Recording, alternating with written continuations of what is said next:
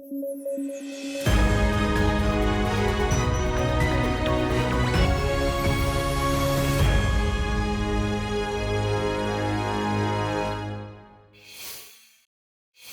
ही में supreme court ने Bilkis Bano gangrape से रिलेटेड गुजरात सरकार का फैसला पलट दिया है। आप में से कई नए स्टूडेंट्स शायद इस मामले से वाकिफ नहीं होंगे, तो चलिए साथ में समझते हैं बिल्किस बानो मामला क्या था और क्यों सुप्रीम कोर्ट ने गुजरात सरकार के फैसले को पलट दिया। आपको गुजरात में हुए साल 2002 के दंगों के बारे में पता होगा। अगर आपको दंगे के बारे में नहीं पता तो इन दंगों की पृष्ठभूमि पर अब तक चांद बुझ गया, परजानिया, फिराक जैसी फिल्में और डॉक्यूमेंट्री फिल्में बन चुकी हैं। आप इनको देख सकते हैं। दरअसल फरवरी 2002 में कार सेवकों से भरी साबरमती एक्सप्रेस के कुछ डिब्बों में गोधरा के पास आग लगा दी गई थी। इस घटना में 59 लोगों की मौत हुई थी। इसके प्रतिक्रिया स्वरूप गुजरात में दंगे भड़क उठे थे। बहरहाल इन दंगों को लोकतंत्र और समाज के मुंह पर एक कालिख की तरह देखा जाता है। इन दंगों को स्वतंत्रता के बाद के भारत के इतिहास में सांप्रदायिक खून खराबे का सबसे खराब एग्जाम्पल माना जाता है। दंगों में कई नृशंस घटनाएं हुई थीं, कई जगह आगजनी जैसी घटनाएं हुई और कई जगह लोगों को जिंदा भी जला दिया गया। दंगों में कई हत्याएं हुई और काफी सारी संपत्ति का लॉस भी हुआ। छोटे बच्चे, महिलाएं, बूढ़े, किसी को भी नहीं छोड़ा गया था। इन दंगों के दौरान एक उग्र भीड़ ने बिल्किस बानो के घर में घुसकर 7 लोगों की हत्या कर दी थी। इस दौरान बिल्किस बानो के साथ गैंग रेप भी किया गया था। मामले में एफआईआर की गई थी और फिर इस मामले की सुनवाई महाराष्ट्र में हुई थी। इन दोषियों को सीबीआई की विशेष अदालत ने साल 2008 में उम्र कैद की सजा सुनाई थी, जिस पर बॉम्बे हाई कोर्ट ने भी अपनी सहमति जताई थी। आपको बता दें कि उम्र कैद की सजा पाए दोषी को 14 साल जेल में ही बिताने होते हैं। उसके बाद अपराध की प्रकृति, जेल में व्यवहार और अन्य चीजों को ध्यान में रखते हुए सजा घटाने या रिहाई पर विचार किया जाता है। बिल्किस बानो गैंग रेप के दोषी जेल में 15 साल बिता चुके थे। इसके बाद दोषियों ने सजा में रियायत की गुहार लगाई। इस प्रकार गुजरात सरकार की माफी नीति के तहत साल 2022 में बिल्किस बानो से गैंगरेप और उसके परिवार के 7 सदस्यों की हत्या के दोषियों को सजा माफ कर दी गई। उन्हें जेल से रिहा कर दिया गया। सजा माफी का देश भर में बड़ा विरोध और प्रदर्शन हुआ। इसके बाद गुजरात सरकार के इस फैसले को सुप्रीम कोर्ट में चुनौती दी गई थी। गुजरात सरकार के इस फैसले के खिलाफ 30 नवंबर 2022 को सुप्रीम कोर्ट में 2 याचिकाएं दायर हुईं। पहली याचिका में दोषियों की रिहाई को चुनौती देते हुए उन्हें वापस जेल भेजने की मांग की गई थी। वहीं दूसरी याचिका में सुप्रीम कोर्ट के मई में दिए गए आदेश पर पुनर्विचार करने की मांग की गई थी। इस मामले पर जस्टिस बीवी नागरत्ना और जस्टिस उज्जवल भूंया की पीठ ने मामले की सुनवाई की और 12 अक्टूबर 2023 को अपना फैसला सुरक्षित रख लिया। सुनवाई के दौरान सुप्रीम कोर्ट ने कई अहम टिप्पणियां की थीं और कई सवाल पूछे थे। इन याचिकाओं पर सुप्रीम कोर्ट में सुनवाई के दौरान केंद्र और गुजरात सरकार ने दोषियों की रिहाई के फैसले का बचाव किया था और कहा कि दोषियों ने दुर्लभतम अपराध नहीं किया है और उन्हें सुधार का एक मौका दिया जाना चाहिए। इस पर कोर्ट ने सवाल किया था कि रिहाई में छूट का फायदा सिर्फ बिल्किस बानो के दोषियों को क्यों दिया गया, बाकी कैदियों को ऐसी छूट क्यों नहीं दी गई। साथ ही सुप्रीम कोर्ट ने पूछा कि क्या दोषियों को माफी मांगने का मौलिक अधिकार है। इस पर दोषियों के वकील ने माना कि दोषियों को माफी मांगने का मौलिक अधिकार नहीं है। आज इस मामले पर सुप्रीम कोर्ट ने अपना फैसला सुना दिया है। अब सुप्रीम कोर्ट ने गुजरात सरकार के फैसले को पलटते हुए दोषियों की सजा माफी रद्द कर दी है। अब सुप्रीम कोर्ट के फैसले के बाद दोषियों को फिर से जेल जाना होगा। सुप्रीम कोर्ट ने अपने फैसले में कहा कि जिस राज्य में अपराधी के खिलाफ मुकदमा चला और सजा सुनाई गई, वही राज्य दोषियों की सजा माफी का फैसला कर सकता है। सुप्रीम कोर्ट ने कहा दोषियों की सजा माफी का फैसला गुजरात सरकार नहीं कर सकती, बल्कि महाराष्ट्र सरकार इस मामले पर फैसला करेगी। कोर्ट ने यह भी कहा कि दोषियों को रिहा करने का गुजरात सरकार का फैसला शक्ति का दुरुपयोग था। कमेंट करके बताइए कि सुप्रीम कोर्ट का यह फैसला आपको कैसा लगा। कथकली के बारे में आपने जरूर सुना होगा और टीवी या अन्य सोशल मीडिया प्लेटफॉर्म में आपने इसको देखा भी होगा। आपने नोटिस किया होगा कि कथकली में कथा का विषय सामान्यतः भारतीय पुराणों और इतिहासों से लिया जाता है, लेकिन केरल में एक खास जगह है जहां कथकली में एक अनोखा नवाचार हो चुका है।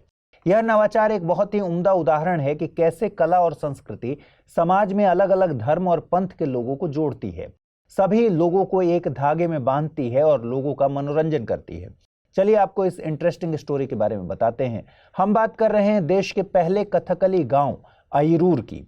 यह गांव केरल के पटनमथिट्टा जिले में है। इस गांव में हर साल कथकली फेस्टिवल आयोजित होता है। फिलहाल यहां 8 से 14 जनवरी के बीच 17वां कथकली फेस्टिवल आयोजित होने जा रहा है। पहले इस गांव का नाम अय्यर हुआ करता था, जिसे बदलकर पिछले ही साल अय्यूर कथकली ग्रामम कर दिया गया है। आपको यह जानकर हैरानी होगी कि कथकली सीखने के लिए इस फेस्टिवल में हर साल 20,000 बच्चे हिस्सा लेते हैं और इस गांव में लगभग 92% लोगों को कथकली के बारे में संपूर्ण ज्ञान है। कथकली की लोकप्रियता के चलते यह गांव एक पर्यटक स्थल बन रहा है। गांव में एक प्रसिद्ध महादेव मंदिर है, जहां हर साल इस त्योहार को मनाया जाता है। इसी में कथकली को लेकर विशेष प्रदर्शन होते हैं। इसी से रिलेटेड एक अन्य खबर भी है। देश को अपना पहला कथकली म्यूजियम भी मिलने जा रहा है। इस गांव में कथकली म्यूजियम का निर्माण कार्य शुरू हो गया है। यह कथकली पर आधारित देश का पहला म्यूजियम होगा। यह केरल सरकार के टूरिज्म डेस्टिनेशन चैलेंज के तहत बन रहा है। इसको बनाने के लिए स्थानीय लोगों की भागीदारी भी देखने को मिल रही है। केवल लोगों से ही 1.5 करोड़ रुपए चंदा मिल चुका है। म्यूजियम कथकली की वेशभूषा, श्रृंगार, अन्य पक्षों को प्रदर्शित करेगा और इनके इतिहास और महत्व के बारे में बताएगा। अब आपको बताते हैं कि कथकली में अनोखा नवाचार क्या हुआ है। हमने आपको पहले भी बताया कि कथकली हमारी हिंदू पौराणिक कहानियों पर आधारित होते हैं, लेकिन इस गांव में रहने वाले ईसाई समुदाय के लोग बाइबल की कहानियों पर कथकली का मंचन करते हैं। अय्यूर में हिंदू महाकाव्य के साथ साथ बाइबल कहानी जैसे अब्राहम का बलिदान या प्रोडिगल सन ईसाइयों के बीच काफी लोकप्रिय है। इस गांव में ईसाई धर्म को मानने वाले लोग कथकली के सबसे बड़े समर्थक भी हैं। चलिए अब जल्दी से कथकली के बारे में कुछ और जानकारी ले लेते हैं। देखिए, कथकली केरल की सुप्रसिद्ध शास्त्रीय नृत्य कला है। यह मालाबार, कोचीन और त्रावणकोर के आसपास प्रचलित है। ऐसा कहा जाता है कि 17वीं शताब्दी में कोट्टारक्करा तंपुरान यानी राजा ने एक नृत्य का आविष्कार किया था। इसका नाम था रामनाट्यम। रामनाट्यम ही विकसित होकर आज कथकली बन गया। कुछ लोग ये भी मानते हैं कि इस शैली की उत्पत्ति कृष्णट्टम और रामनाट्यम जैसे भक्ति नृत्य नाटक से विकसित हुई। कथकली 18वीं शताब्दी के मध्य में त्रावणकोर के महाराजा कार्तिका तिरुमल राम वर्मा और कोच्चि के वीरा केरल वर्मा के संरक्षण में फलने फूलने लगी थी। यह शाही संरक्षण 19वीं शताब्दी तक जारी रहा। इसके बाद कुलीन जमींदार परिवारों ने भी इस रूप को संरक्षण देना शुरू किया। इस समय तक आधुनिक कथकली की कई विशेषताएं सामने आ चुकी थीं। इसके बाद 20वीं शताब्दी में कथकली को विभिन्न विषय वस्तुओं पर लागू किया गया। गुरु गोपीनाथ और रागिनी देवी जैसे महान कलाकारों ने शहरी मंचों के लिए मिश्रित नृत्य नाटकों में इसका बड़े पैमाने पर उपयोग किया, जैसे बुद्ध की कहानी, मैरी मैगडलीन, होमर की इलियड, शेक्सपियर की किंग लियर और गोएथे की फॉस्ट के भी कथकली रूपांतरण प्रस्तुत किए गए हैं। अब थोड़ा कथकली शब्द पर ध्यान दीजिए। कथकली शब्द संस्कृत के शब्द कथा यानी कहानी और कली यानी खेलना या प्रदर्शन करना से बना है। अब आपके मन में सवाल आ रहा होगा कि कौन सी कथा इसमें कही जाती है। तो आपको बता दें कि कथकली की विषय वस्तु में मूल रूप से रामायण, महाभारत और पुराणों की कहानियां शामिल हैं। कथकली प्रदर्शन का केंद्रीय विषय बुराई पर अच्छाई की जीत है। अब यह कैसे खेला जाता है या कैसा प्रदर्शन इसमें किया जाता है, तो इसमें कलारी पयट्टू, कुडियाट्टम, थेय्यम के तत्व शामिल है। कलारी पयट्टू एक मार्शल आर्ट की दक्षिण भारतीय शैली है। कुडियाट्टम एक मंदिर आधारित नाटक होता है और थेय्यम और मुडियट्टू मंदिरों में किए जाने वाले अनुष्ठानिक प्रदर्शन होते हैं। अब यह एक क्लासिकल डांस है, तो इसमें डांसर भी होंगे और म्यूजिक भी। इसमें डांसर रंगीन वेशभूषा और मुखौटा पहनता है और नृत्य करता है। इसमें कलाकार स्वयं न तो संवाद बोलता है न ही गीत गाता है। म्यूजिक अन्य कलाकार गायकों द्वारा गाया जाता है। गाना गाने वाले अन्य म्यूजिक इंस्ट्रूमेंट्स के साथ आट्टक कथाएं गाते हैं। अब डांसर आट्टक कथा के हिसाब से अपनी हस्त मुद्राओं और नृत्य नाट्यों द्वारा अभिनय प्रस्तुत करते हैं। कलाकार इन पर ही अभिनय करते दिखाते हैं। कथकली में उपयोग किए जाने वाले 3 प्रमुख वाद्य यंत्र मद्दलम, चेंडा यानी एक बेलनाकार ड्रम और इडक्का यानी घंटे के आकार का ड्रम है। आपको यह भी ध्यान रखना चाहिए कि कथकली की शैली में जो छोटे छोटे भेद बने हुए हैं उन्हें चिट्टकल कहा जाता है। वैज्ञानिकों ने पहली बार ग्राफीन का उपयोग करके सफलतापूर्वक एक कार्यशील और स्केलेबल सेमीकंडक्टर बनाया है। यह उपलब्धि कंप्यूटिंग में संभावित क्रांति का द्वार खोल सकती है और वर्तमान सिलिकॉन चिप प्रौद्योगिकी की तुलना में बढ़ी हुई गति और दक्षता के साथ एक नए प्रकार के कंप्यूटर के विकास को बढ़ावा दे सकती है। देखिए, आधुनिक युग में यूज किए जाने वाले हर इलेक्ट्रॉनिक डिवाइस के प्राण आत्मा ये सेमीकंडक्टर पदार्थ हैं। इनसे पहले डायोड बनाया गया और फिर ट्रांजिस्टर बनाया गया। इसी से ही इलेक्ट्रॉनिक युग की यात्रा शुरू हुई। विद्युत और इलेक्ट्रॉनिक में इनकी बहुत बड़ी भूमिका रही है। विज्ञान की जिस शाखा में सेमीकंडक्टर का अध्ययन किया जाता है उसे सॉलिड स्टेट फिजिक्स कहते हैं। सेमीकंडक्टर चिप्स तेजी से वैश्विक अर्थव्यवस्था की धुरी के रूप में उभर रहे हैं और इन्हें प्रौद्योगिकी युग का न्यू फ्यूल कहा जाता है। डेटा केंद्रों से लेकर स्मार्टफोन तक माइक्रोचिप्स के माध्यम से प्राप्त कंप्यूटिंग शक्ति अर्थव्यवस्था के सभी हिस्सों के लिए आवश्यक है। चलिए पहले समझते हैं कि सेमीकंडक्टर होते क्या हैं। सेमीकंडक्टर को हिंदी में कहते हैं अर्धचालक। मतलब यह इलेक्ट्रिसिटी का न तो पूरा चालक है न ही पूरा कुचालक। सेमीकंडक्टर के विद्युतीय गुण सुचालकों तथा कुचालक के मध्य होते हैं। सेमीकंडक्टर उन पदार्थों को कहते हैं जिनकी विद्युत चालकता तांबा जैसे चालकों से कम होती है लेकिन कांच जैसे अचालकों से अधिक होती है। इनका आपेक्षिक प्रतिरोध या रेजिस्टेंस सामान्यतः 10⁻⁵ से 10⁸ ओम मीटर के बीच होता है। अब सवाल यह है कि अर्धचालक कैसे चालक में बदल जाता है। ऐसा इसमें क्या किया जाता है कि इलेक्ट्रिसिटी इससे बहने लग जाती है। देखिए, ताप बढ़ाने पर अर्धचालकों की विद्युत चालकता बढ़ती है। मजे की बात यह है कि यह गुण चालकों से ठीक उल्टा है। इसके साथ ही अर्धचालकों में बहुत से अन्य उपयोगी गुण भी देखने को मिलते हैं, जैसे किसी एक दिशा में दूसरे दिशा की अपेक्षा आसानी से धारा प्रवाह होना। आसान भाषा में कहें तो भिन्न भिन्न दिशाओं में विद्युत चालकता का भिन्न भिन्न होना इसका एक बड़ा गुण है। इसके अलावा नियंत्रित मात्रा में अशुद्धियां डालकर अर्धचालक की चालकता को कम या ज्यादा किया जा सकता है। इन अशुद्धियों को मिलाने की प्रक्रिया को डोपिंग कहते हैं। डोपिंग करके ही डायोड, ट्रांजिस्टर, आईसी आदि का निर्माण किया जाता है। एक और खास बात होती है सेमीकंडक्टर में, इनकी चालकता को बाहर से लगाए गए विद्युत क्षेत्र या प्रकाश के द्वारा भी बदला जा सकता है। यहां तक कि इनकी विद्युत चालकता को टेंसाइल फोर्स लगाकर भी बदला जा सकता है। Silicon, germanium, cadmium sulphide, gallium arsenide आदि अर्धचालक पदार्थों के कुछ उदाहरण हैं। लेकिन अब शोधकर्ताओं की एक टीम ने ग्राफीन सेमीकंडक्टर का उत्पादन कर लिया है। मतलब ये कि सेमीकंडक्टर ग्राफीन से बनाया गया है। ग्राफीन कार्बन परमाणुओं की एक परत से बना होता है। यह हीरे से भी ज्यादा कठोर होता है। यह इस्पात से 200 गुना मजबूत होता है और यह बेहद पतला होता है, इतना पतला कि इसको एक 2D ऑब्जेक्ट भी कहा जाता है। ग्राफीन एक चमत्कारी तत्व है। यह एक असाधारण विद्युत चालक है और गर्मी और एसिड के प्रति उच्च प्रतिरोधक क्षमता प्रदर्शित करता है। इसी ग्राफीन की मदद से वैज्ञानिकों ने एक कार्यशील ग्राफीन सेमीकंडक्टर डेवलप किया है, जिसे इच्छा अनुसार बिजली का संचालन या इंसुलेशन करने के लिए कंट्रोल किया जा सकता है। इस खोज को महत्वपूर्ण बताया जा रहा है क्योंकि यह ऐसे समय में खोज हुई है जब सिलिकॉन तेजी से कंप्यूटिंग और छोटे इलेक्ट्रॉनिक उपकरणों के सामने अपनी सीमा तक पहुंच रहा है। वल्कन सेंटूर रॉकेट चर्चा में है। अगर यह सफल हुआ तो यह 1972 के बाद संयुक्त राज्य अमेरिका से लॉन्च होने वाला पहला चंद्र लैंडिंग मिशन हो सकता है। इसके साथ ही यह चंद्रमा पर उतरने वाला पहला कमर्शियल लैंडर भी हो सकता है। इस अनोखे रॉकेट को बोइंग और लॉकहीड मार्टिन के संयुक्त उद्यम यूनाइटेड लॉन्च अलायंस द्वारा विकसित किया गया है। यह फ्लोरिडा के Cape Canaveral Space Force Station से लॉन्च किया गया है।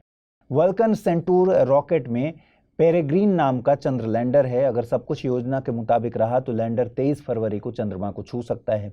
आपको बता दें कि पिट्सबर्ग स्थित कंपनी एस्ट्रोबोटिक टेक्नोलॉजी ने नासा के साथ एक अनुबंध के तहत पेरेग्रीन लैंडर विकसित किया है। इसका नाम बाज के नाम पर रखा गया है, जो दुनिया का सबसे तेज उड़ने वाला पक्षी है। पेरेग्रीन जिन 20 पेलोड को चंद्रमा पर ले जाएगा उनमें से 5 नासा के विज्ञान उपकरण हैं। अन्य 15 पेलोड विभिन्न प्रकार के देशों के हैं। जैसे इन पेलोड में मैक्सिको का एक विज्ञान उपकरण है, एक निजी यूके आधारित कंपनी का रोबोटिक्स प्रयोग है और जर्मन शिपिंग कंपनी DHL द्वारा एक स्मृति चिन्ह भी शामिल है। लैंडर पेरेग्रीन वैज्ञानिक उपकरणों का एक सेट ले जा रहा है जो चंद्रमा के विकिरण और सतह की संरचना की जांच करेगा। इससे अंतरिक्ष यात्रियों की चंद्रमा की सतह पर वापसी का मार्ग प्रशस्त करने में मदद मिलेगी। लेकिन इसमें कुछ विवादास्पद सामान भी हैं। यह स्टार ट्रेक फिल्म सीरीज निर्माता जीन रोडेडेनबरी, प्रसिद्ध विज्ञान कथा लेखक और वैज्ञानिक आर्थर C. क्लार्क के मानव अवशेषों के साथ साथ पूर्व अमेरिकी राष्ट्रपति John F. Kennedy, George Washington और ड्वाइट आइजनहावर के DNA नमूने वाले 265 कैप्सूल भी चांद पर ले जा रहा है। कमेंट करके बताइए कि क्या मानव अवशेषों को चांद पर ले जाना चाहिए? आपको इस पहल में क्या खतरा नजर आ रहा है? पहला सवाल है, हिमतेंदुए से संबंधित निम्नलिखित तथ्यों पर ध्यान दीजिए। किर्गिस्तान ने हाल ही में आधिकारिक तौर पर हिमतेंदुए को अपना राष्ट्रीय प्रतीक घोषित किया।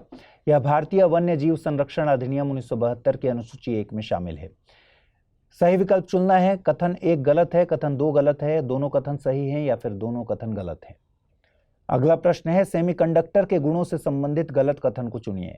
सेमीकंडक्टर का आपेक्षिक प्रतिरोध या रेजिस्टेंस सामान्यतः 10⁻⁻5 से 10⁸ ओम मीटर के बीच होता है। ताप घटाने पर अर्धचालकों की विद्युत चालकता बढ़ती है। भिन्न भिन्न दिशाओं में विद्युत चालकता का भिन्न भिन्न होना इसका एक बड़ा गुण है। नियंत्रित मात्रा में अशुद्धियां डालकर अर्धचालकों की चालकता को कम या ज्यादा किया जा सकता है। पहला प्रश्न था, हाल ही में हट्टी समुदाय को अनुसूचित जनजाति का दर्जा देने वाली एक अधिसूचना पर हाईकोर्ट द्वारा रोक लगा दी गई है। यह समुदाय भारत के किस राज्य से संबंधित है? मध्य प्रदेश, छत्तीसगढ़, हिमाचल प्रदेश या फिर ओडिशा? सही जवाब है ऑप्शन सी, हिमाचल प्रदेश। अगला प्रश्न था, हाल ही में परसा ईस्ट और कांता बसन कोयला खदान चर्चा में है। यह खदान किस राज्य में है? मध्य प्रदेश, छत्तीसगढ़, हिमाचल प्रदेश या फिर ओडिशा? सही जवाब है ऑप्शन बी, छत्तीसगढ़। आपने बॉलीवुड और हॉलीवुड की कई फिल्मों में यूरोप की खूबसूरती जरूर देखी होगी। यूरोप के शहर और गांव पूरी तरह विकसित हैं और वहां इंफ्रास्ट्रक्चर बहुत आधुनिक है। आपने कभी यूरोप को बाढ़ में डूबने की कल्पना भी नहीं की होगी। इमेजिन करिए, एफिल टावर के सामने सड़कों में कमर तक पानी भरा हो और शाहरुख खान बाहें फैलाकर अपना पोज दे रहे हों। कल्पना करना थोड़ा मुश्किल है क्योंकि यहाँ सड़कें, जल निकासी सिस्टम इस प्रकार डिजाइन किए गए हैं कि बाढ़ जैसी घटनाएं यहाँ देखी नहीं जाती। लेकिन प्रकृति के आगे किसी की चल सकती है क्या? फिलहाल फ्रांस, इंग्लैंड, नीदरलैंड और जर्मनी में 2 सप्ताह से अधिक समय से भारी बारिश हो रही है, जिससे कई क्षेत्रों में नदियां उफान पर हैं, घरों में पानी भर गया है और लोगों को जगह खाली करने के लिए मजबूर होना पड़ रहा है। हालांकि इन क्षेत्रों में साल के इस समय बारिश असामान्य नहीं है। आपने ज्योग्राफी में भी पढ़ा होगा कि यूरोप की जलवायु आमतौर पर समशीतोष्ण है और अक्टूबर से मार्च तक यहाँ बारिश अक्सर होती है। तो फिर ऐसा क्या हुआ कि इस खबर को लेकर अब चिंता जताई जा रही है? दरअसल बारिश की तीव्रता ने विशेषज्ञों के बीच खतरे की घंटी बजा दी है। विशेषज्ञों का कहना है कि ग्लोबल वार्मिंग, समुद्र के बढ़ते स्तर और बाढ़ रक्षा प्रणालियों का पुराना होना जैसे फैक्टर्स के कारण यूरोप आज बाढ़ में डूब रहा है। आइए समझते हैं पूरी खबर को। बाढ़ से फ्रांस का उत्तरी क्षेत्र सबसे अधिक प्रभावित हुआ है। यहाँ कम से कम 1299 घर क्षतिग्रस्त हो गए और स्थानीय अधिकारियों ने कुल 371 लोगों को निकाला था। बाढ़ ने अपना जल प्रलय वाला रूप मध्य इंग्लैंड को दिखाया है।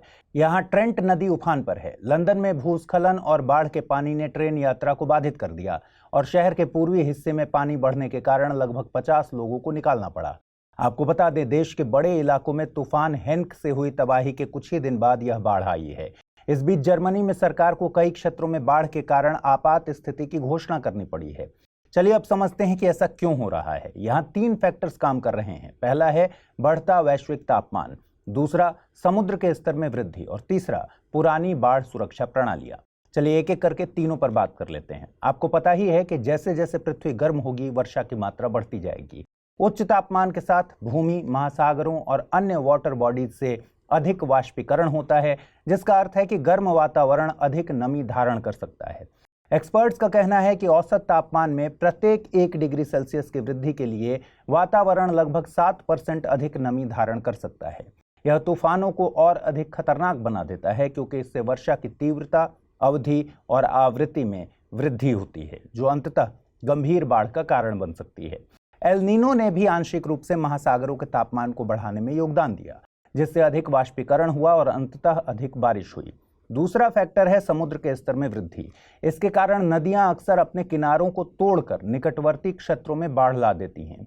उत्तरी फ्रांस का ही उदाहरण ले लीजिए। यहाँ 1966 से 2018 के बीच पास डी कैलाइस जगह में समुद्र का स्तर 4.4 सेंटीमीटर बढ़ गया है।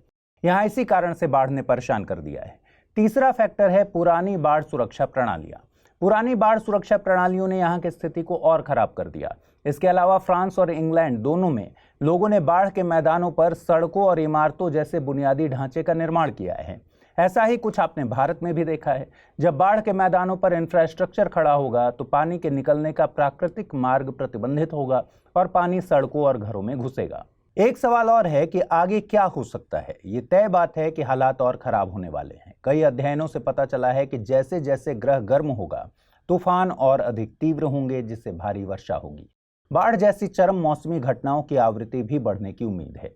आपको ये भी बता दें कि 2022 में जलवायु परिवर्तन के कारण यूरोप में पूर्व औद्योगिक स्तर की तुलना में तापमान में 2.3 डिग्री सेल्सियस की वृद्धि हुई है।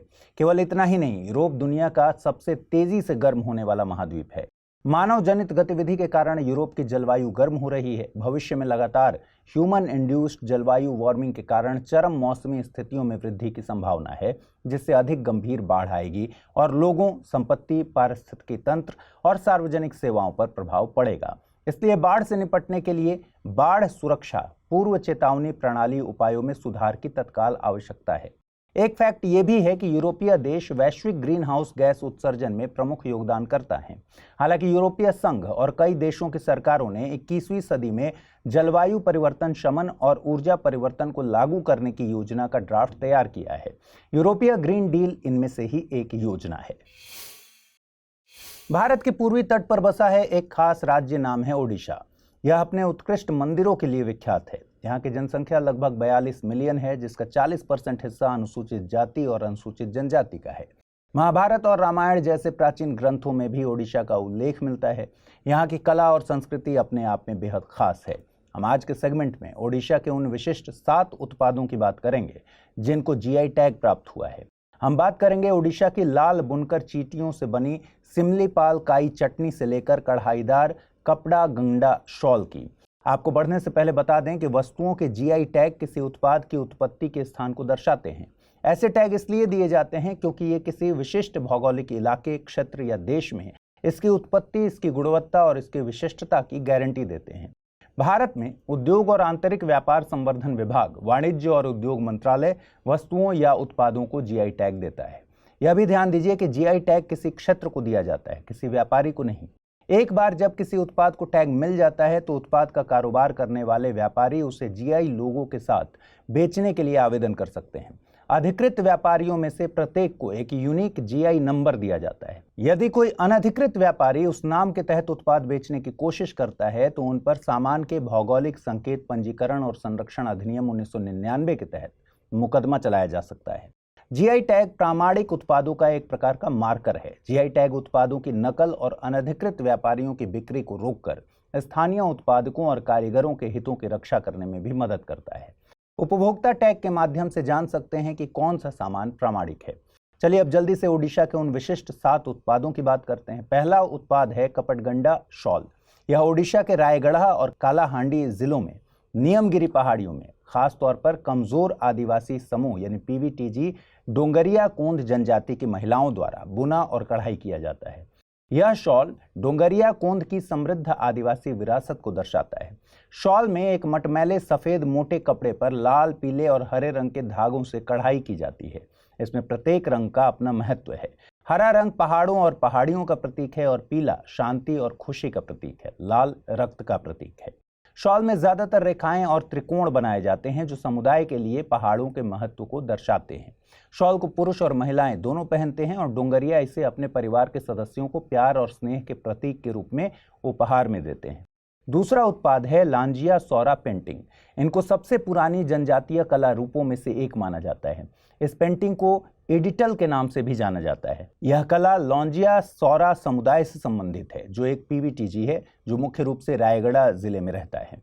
ये पेंटिंग घरों की मिट्टी की दीवारों पर चित्रित बाहरी भित्ति चित्रों के रूप में बनाई जाती हैं। यह पेंटिंग प्रकृति के प्रति आदिम जनजातियों के प्रेम और स्नेह को दर्शाती है। इनमें आदिवासी मानव, पेड़, जानवर, पक्षी, सूर्य और चंद्रमा जैसे विषय बनाए जाते हैं। तीसरा उत्पाद है कोरापुट काला जीरा चावल। यह काले रंग के चावल की किस्म है। इसे चावल का राजकुमार भी कहा जाता है। यह अपनी सुगंध, स्वाद, बनावट और पोषण मूल्य के लिए प्रसिद्ध है। कोरापुट क्षेत्र के आदिवासी किसानों ने लगभग 1000 वर्षों से चावल की किस्म को संरक्षित रखा है। चूंकि चावल के ये दाने जीरे के समान होते हैं इसलिए इसे काला जीरा भी कहा जाता है। चावल की किस्म का सेवन हीमोग्लोबिन के स्तर को बढ़ाने में मदद करता है। चौथा उत्पाद है सिमलीपाल काई चटनी। यह लाल बुनकर चींटियों से बनी चटनी है। यह ओडिशा के मयूरभंज जिले के आदिवासियों का पारंपरिक व्यंजन है। चींटियां मयूरभंज के जंगलों में पाई जाती हैं जिनमें सिमलीपाल के जंगल भी शामिल हैं। यह चटनी औषधीय और पोषण गुणों से भरपूर होती है। इस चटनी में protein, calcium, zinc, vitamin B12, iron, magnesium, potassium आदि पोषक तत्व पाए जाते हैं। पांचवा उत्पाद है नयागढ़ कांती मुंडी बैंगन। नयागढ़ कांति मुंडी बैंगन के तनों और पूरे पौधे पर कांटे पाए जाते हैं। यह अपने अनूठे स्वाद और अपेक्षाकृत कम समय में पकने के लिए प्रसिद्ध है। यह पौधे कीटों के प्रति प्रतिरोधी हैं और इन्हें न्यूनतम कीटनाशकों के साथ उगाया जा सकता है। छठा उत्पाद है ओडिशा खजूरी गुड़ा। ओडिशा का खजूरी गुड़ा या गुड़ खजूर के पेड़ों से निकाला गया एक प्राकृतिक स्वीटनर है और इसकी उत्पत्ति गजपति जिले में हुई है। परंपरागत रूप से यह प्रकृति से जैविक होता है। यह गहरे भूरे रंग का होता है और इसका स्वाद अनोखा होता है। सातवां उत्पाद है ढेंकनाल मगजी। ढेंकनाल मगजी एक प्रकार की मिठाई है जो भैंस के दूध के पनीर से बनाई जाती है, जो दिखने, स्वाद, सुगंध, आकार और आकार की दृष्टि से विशिष्ट विशेषताओं वाली होती है। इसमें अद्वितीय पोषण मूल्य भी हैं जो इसे अन्य पनीर आधारित मिठाइयों से अलग करते हैं। चलिए आगे बढ़ें। शुक्र एक ऐसा ग्रह जिसका नामकरण प्रेम और सौंदर्य की रोमन देवी वीनस पर हुआ है। सूर्य से यह दूसरे नंबर का ग्रह है और प्रत्येक 224.7 पृथ्वी दिनों में सूर्य की परिक्रमा करता है। ये ग्रह चंद्रमा के बाद रात में आसमान में चमकने वाला सबसे चमकीला प्राकृतिक पिंड है। इसको सुबह का तारा या शाम का तारा भी कहते हैं। लेकिन क्या आपको पता है कि शुक्र ग्रह दूसरे ग्रहों की तुलना में उल्टी दिशा में घूर्णन करता है? आइए समझते हैं शुक्र की इस अनोखी विशेषता को। पहले वैज्ञानिकों का मत ये था कि शुक्र ग्रह ने भी अन्य ग्रहों की तरह पश्चिम से पूर्व की ओर घूमना शुरू किया था, लेकिन यूरेनस की तरह ही शुक्र ग्रह की भी एक बड़ी टक्कर हुई होगी, यानी किसी विशाल क्षुद्र ग्रह या शायद किसी ग्रह के आकार का पिंड टकराया होगा। यह भी हो सकता है कि शुक्र की यह स्थिति बहुत से टकरावों के बाद बनी हो। इस टक्कर के कारण यह ग्रह पूरी तरह से पलट गया होगा, जिससे इसके घूर्णन की दिशा बदल गई होगी। वैज्ञानिकों में एक और मत भी प्रचलित है। इसके मुताबिक इसका संबंध ग्रह के आंतरिक भाग से है। शुक्र पृथ्वी की तरह एक पथरीला ग्रह है। इसके आंतरिक हिस्सों में अलग अलग परतें हैं जिनकी बनावट या डेंसिटी अलग अलग होती है। सबसे अंदर का हिस्सा कोर कहलाता है और उसके बाद परपटी के नीचे मेंटल पाया जाता है। कोर और मेंटल दोनों ही हिस्से घूमते हैं और डेंसिटी में अंतर होने के कारण इनमें घर्षण होता है। यह कोर मेंटल घर्षण धीरे धीरे समय के साथ ग्रह के घूर्णन की दिशा बदल सकता है। शुक्र का दूसरे ग्रहों की तुलना में उल्टी दिशा में घूर्णन का जिम्मेदार यहाँ के घने वायुमंडल को भी ठहराया जाता है। शुक्र का वायुमंडल बहुत ही घना है। शुक्र का वायुमंडलीय दबाव जो पृथ्वी से 92 गुना अधिक है और यह घना वायुमंडल शुक्र ग्रह से 60 गुना ज्यादा तेजी से घूमता है। आपको हैरानी होगी कि यह घना वायुमंडल दिन की लंबाई तक को प्रभावित कर देता है। वैज्ञानिकों के अनुसार ये सभी कारक ग्रह की घूर्णन की दिशा बदलने के लिए काफी हैं। हाल ही में हुई सबसे लेटेस्ट स्टडी के अनुसार कहा जा रहा है कि शुक्र ने भी शुरुआत में सौर मंडल के दूसरे ग्रहों की तरह ही घूर्णन करना शुरू किया था, लेकिन समय के साथ यह घूर्णन धीरे धीरे कम होता चला गया और एक दिन हालत ऐसी हो गई कि इसके घूमने की दिशा ही पूरी तरह से बदल गई। इस सिद्धांत के मुताबिक जब शुक्र ने अपने घूर्णन की दिशा बदली तो शुरू में उसका नया घूर्णन अस्थिर था, लेकिन बाद में पिछले घूर्णन की तुलना में यह ज्यादा स्थिर अवस्था में पाया गया। वैज्ञानिकों का कहना है कि इसी के जरिए इस बात की भी व्याख्या की जा सकती है कि शुक्र दूसरे ग्रहों की तुलना में धीमा क्यों घूमता है। आपके मन में यह भी सवाल आ रहा होगा कि शुक्र ग्रह के घूर्णन की दिशा इतना इंपॉर्टेंट क्यों है। दरअसल शुक्र ग्रह के घूर्णन की दिशा सौर मंडल के इतिहास की उन घटनाओं पर ध्यान देने के लिए इशारा करती है जिन्होंने दूसरे ग्रहों को भी प्रभावित किया होगा। देखिए, खगोलविदों का कहना है कि मंगल ग्रह के बाद इंसानों को किसी ग्रह पर इंटरेस्ट दिखाना चाहिए तो वो है शुक्र ग्रह। सामान्य तौर पर जब भी सौर मंडल के किसी ग्रह का जिक्र होता है तो पहले यही देखा जाता है कि क्या उस ग्रह में इंसान बस सकता है या फिर नहीं। वैज्ञानिक कहते हैं कि शुक्र ग्रह जब कभी पृथ्वी जैसा ही था तो आज उसके हालात इतने अलग क्यों हैं। भारत भी शुक्र ग्रह के रहस्यों को जानना चाहता है और इसरो ने शुक्र ग्रह के लिए अपने मिशन की तैयारी शुरू कर दी है। इसरो के शुक्र मिशन को अनौपचारिक रूप से शुक्रयान के नाम से जाना जाता है। हाल ही में स्तनधारियों पर एक स्टडी हुई थी जिसके रिजल्ट्स काफी चिंताजनक पाए गए। दरअसल शोधकर्ताओं की एक टीम को ओकिनावा द्वीप में पाए जाने वाले नेवले के मस्तिष्क में पारे यानी मरकरी की जांच करने का काम सौंपा गया था। आपको बता दें कि ओकिनावा द्वीप जापान में स्थित है। यह जापान के 5 मुख्य द्वीपों में सबसे छोटा और सबसे कम आबादी वाला द्वीप है। शोध के दौरान जानवरों के इन नमूनों को एक हाईटेक फोटोन स्रोत में ले जाया गया जहां मस्तिष्क का हाई इंटेंसिटी एक्सरे किया गया। जब शोध कंप्लीट हुई तो इसके परिणामों ने वैज्ञानिकों को चौंका दिया। शोध में इन आक्रामक जानवरों में मस्तिष्क में पारे का पता चला। आपको बता दें कि पारे का संपर्क तंत्रिका तंत्र के लिए जहरीला या न्यूरोटॉक्सिक होता है। यहाँ तक कि पारे का अध्ययन करने वाले वैज्ञानिक भी पारे से होने वाले संपर्क के कारण भारी खतरे में होते हैं। एक प्रसिद्ध भौतिक विज्ञानी माइकल फैराडे हुए थे। फिजिक्स के प्रयोगों के चलते इनको लंबे समय तक पारे की वाष्प के संपर्क में रहना पड़ा था। कुछ सालों बाद पारे ने अपना जहरीलापन दिखाना शुरू कर दिया। इनकी तबीयत बिगड़ती चली गई और 49 वर्ष की आयु में इनको अपना शोध रोकना पड़ा। एक अन्य उदाहरण लैब केमिस्ट करेन वेटरहैन का है, जिनकी डाइमिथाइल मरकरी विषाक्तता से मौत हो गई थी। आपको बता दें, कम मात्रा में भी पारा बहुत जहरीला होता है। क्यों होता है? क्योंकि पारा आवश्यक जैव अणुओं के कार्य को रोक सकता है और प्रभावित कर सकता है। लेकिन पारे को सिर्फ यही चीज खतरनाक नहीं बनाती। पारे के कारण यदि कोशिकाएं मर भी जाती हैं तो इनसे एक खतरनाक रिसाव होता है। अब तक इन मृत ऊतकों या कोशिकाओं को सुरक्षित रूप से समाप्त करने का कोई तरीका पता नहीं चल पाया है, लेकिन जानवरों में पारे का पाया जाना पूरी फूड चेन के लिए बहुत खतरनाक है। कई अध्ययनों ने खास तौर से समुद्री जीवों में पारे के खतरे और प्रभावों पर गौर किया है। वैज्ञानिक कहते हैं कि पारे की उपस्थिति के कारण लोगों को ट्यूना जैसी कुछ मछलियों का सेवन सीमित करना चाहिए। हालांकि यह भी सवाल उठता है कि क्या पारे के कण जमीन पर रहने वाले जानवरों के अंदर तक पहुंच सकते हैं। इसी बात को लेकर 2008 से मस्तिष्क इमेजिंग कार्यक्रम चल रहा है। शोध के निष्कर्ष हाल ही में एनवायरमेंटल केमिस्ट्री लेटर्स नामक पत्रिका में प्रकाशित हुए। शोधकर्ता ने कहा कि नेवले के मस्तिष्क में पारा कैसे प्रवेश करता है, इसका रहस्य अभी भी अनसुलझा है। संभावित कारणों की अगर बात करें तो सबसे पहला संदेह पानी पर जाता है, फिर पक्षियों के अंडे, मिट्टी या खनिज, यहाँ तक कि उस हवा पर भी जिसमें ये जानवर सांस लेते हैं। अब हमको ये जानना है कि यह खोज इंपॉर्टेंट क्यों है। आपको जानकर हैरानी होगी कि मानव जनित गतिविधियों के कारण हर साल 2000 मीट्रिक टन पारे के यौगिकों का उत्सर्जन होता है। और हैरानी की बात यह है कि वैज्ञानिक यह पूरी तरह से समझ नहीं पाए हैं कि यह न्यूरोटॉक्सिक पारा आखिर जाता कहाँ है। अब तक के अधिकांश अध्ययन समुद्री बायोटा यानी मछली और व्हेल पर आधारित रहे हैं। अभी तक स्थलीय जानवरों में ऐसा प्रयोग नहीं हुआ था। प्रयोग के बाद यह पता चल गया है कि जाहिर तौर पर स्थलीय प्रजातियां भी पारे से प्रभावित होती हैं। यह खोज स्थलीय जानवरों में पर्यावरणीय निगरानी के लिए अहम है। इस खोज से पता चल सकता है कि पारा मानव स्वास्थ्य और खाद्य सुरक्षा पर कैसे प्रभाव डालती है। पहला सवाल है, विश्व धरोहर सम्मेलन के संबंध में निम्नलिखित कथनों पर विचार कीजिए। विश्व धरोहर सम्मेलन के 46वें सत्र में भारत दूसरी बार अध्यक्षता करेगा। विश्व धरोहर समिति इस सम्मेलन का आयोजन करती है। उक्त कथनों के आधार पर सही विकल्प चुनना है। कथन 1 सही है, कथन 2 सही है, दोनों कथन सही हैं या फिर दोनों कथन गलत हैं। अगला प्रश्न है, चर्चा में रहा ढेंकानाल मगजी शब्द किससे संबंधित है? खोजी गई पौधे की नई प्रजाति, मेढक की नई प्रजाति, एक प्रकार की मिठाई या फिर पूर्वोत्तर भारत की झील। पहला सवाल था, हिम तेंदुए से संबंधित निम्नलिखित तथ्यों पर ध्यान दीजिए। किर्गिस्तान ने हाल ही में आधिकारिक तौर पर हिम तेंदुए को अपना राष्ट्रीय प्रतीक घोषित किया। यह भारतीय वन्य जीव संरक्षण अधिनियम 1972 की अनुसूची 1 में शामिल है। उक्त कथनों के आधार पर सही विकल्प चुनना है। कथन 1 गलत है, कथन 2 गलत है, दोनों कथन सही हैं या फिर दोनों कथन गलत हैं। इस प्रश्न का सही उत्तर है ऑप्शन सी, यानी दोनों कथन सही हैं। दूसरा प्रश्न मैंने पूछा था, सेमीकंडक्टर के गुणों से संबंधित गलत कथन को चुनिए। सेमीकंडक्टर का अपेक्षित प्रतिरोध या रेजिस्टेंस सामान्यतः 10⁻⁻5 से 10⁸ ओम मीटर के बीच होता है। ताप घटाने पर अर्धचालकों की विद्युत चालकता बढ़ती है। भिन्न भिन्न दिशाओं में विद्युत चालकता का भिन्न भिन्न होना इसका एक बड़ा गुण है और नियंत्रित मात्रा में अशुद्धियां डालकर अर्धचालकों की चालकता को कम या ज्यादा किया जा सकता है।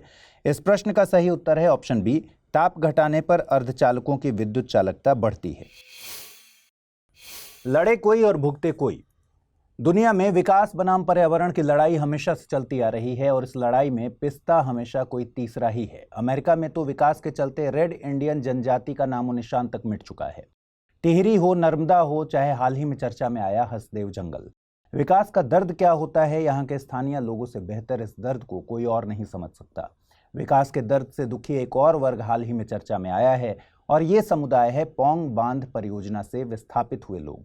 ये लोग 5 दशक पहले से विस्थापन की मार झेल रहे हैं। बांध के बनने से 25,000 से अधिक परिवारों का विस्थापन हुआ था और अभी तक पुनर्वास के 7,000 से अधिक मामले पेंडिंग पड़े हुए हैं। यह समस्या तो यहाँ के विस्थापित लोग झेल ही रहे थे कि फिर एक नई मुसीबत ने इनको परेशान कर दिया है। क्या है ये नई मुसीबत? पौंग बांध परियोजना से रिलेटेड मामले क्या हैं? चलिए एक एक करके सभी मुद्दों पर बात कर लेते हैं। सबसे पहले बात करते हैं पौंग बांध की। पौंग बांध को वर्ष 1975 में ब्यास नदी पर बनाया गया था। इसे पौंग जलाशय या महाराणा प्रताप सागर भी कहा जाता है। यह हिमाचल प्रदेश के कांगड़ा जिले में स्थित है। हर साल लाखों विदेशी पक्षियों की आरामगाह माने जाने वाले पोंग बांध क्षेत्र को 1983 में हिमाचल प्रदेश सरकार द्वारा वन्य जीव अभयारण्य घोषित कर दिया गया था। इतना ही नहीं, साल 1994 में भारत सरकार ने इसे राष्ट्रीय महत्व की आर्द्र भूमि भी घोषित किया था। इसके बाद पोंग बांध झील को 2002 में रामसर स्थल और 2013 में वाइल्ड लाइफ सेंचुरी का दर्जा भी दिया गया था। इसमें हर एक साल 1 लाख से अधिक पक्षी सेंट्रल एशिया, मंगोलिया, साइबेरिया और चाइना से आते हैं। विदेश से आने वाले पक्षियों में ज्यादातर रेड हेडेड गीज और ग्रे लाइट गूज, कॉमन टील, फार्मारेंट प्रजाति के पक्षी होते हैं। कुल मिलाकर यह क्षेत्र जैव विविधता से भरा हुआ है। अभी तक आपको यहाँ सब कुछ सामान्य सा दिख रहा होगा, लेकिन यहाँ के लोगों की एक नई समस्या का सामना बहुत ही मुश्किल उनके लिए खड़ा कर रहा है। दरअसल पोंग बांध एरिया के वाइल्ड लाइफ सेंचुरी बनने के बाद इसे इको सेंसिटिव जोन बनाने की तैयारी चल रही है। बांध को बने हुए काफी वक्त हो चुका है, इसके बाद भी विस्थापितों का पुनर्वास नहीं हो पाया है। जो लोग पुनर्वास के इंतजार में थे और बांध एरिया के आसपास रहकर जैसे तैसे अपना गुजर बसर कर रहे थे, अब पोंग बांध एरिया को इको सेंसिटिव जोन बनाए जाने से उनकी आजीविका पर संकट खड़ा हो गया है। इस प्रोजेक्ट को लेकर केंद्र सरकार के पर्यावरण मंत्रालय ने एक पॉलिसी ड्राफ्ट तैयार की है। यहाँ के स्थानीय लोग इको सेंसिटिव जोन की ड्राफ्ट पॉलिसी को निरस्त करना चाहते हैं। समस्या को और बेहतर तरीके से समझने के लिए हमें यह भी पता लगाना होगा कि आखिर इको सेंसिटिव जोन क्या होता है। देखिए, पर्यावरण, वन और जलवायु परिवर्तन मंत्रालय ने एक राष्ट्रीय वन्य जीव कार्य योजना 2002 से 2016 बनाई थी। इसमें निर्धारित किया गया है कि पर्यावरण संरक्षण अधिनियम 1986 के तहत राज्य सरकारों को राष्ट्रीय उद्यानों और वन्य जीव अभयारण्यों की सीमाओं के 10 किलोमीटर के भीतर आने वाली भूमि को इको सेंसिटिव जोन घोषित करना चाहिए। लेकिन यह 10 किलोमीटर का नियम पत्थर की लकीर नहीं है।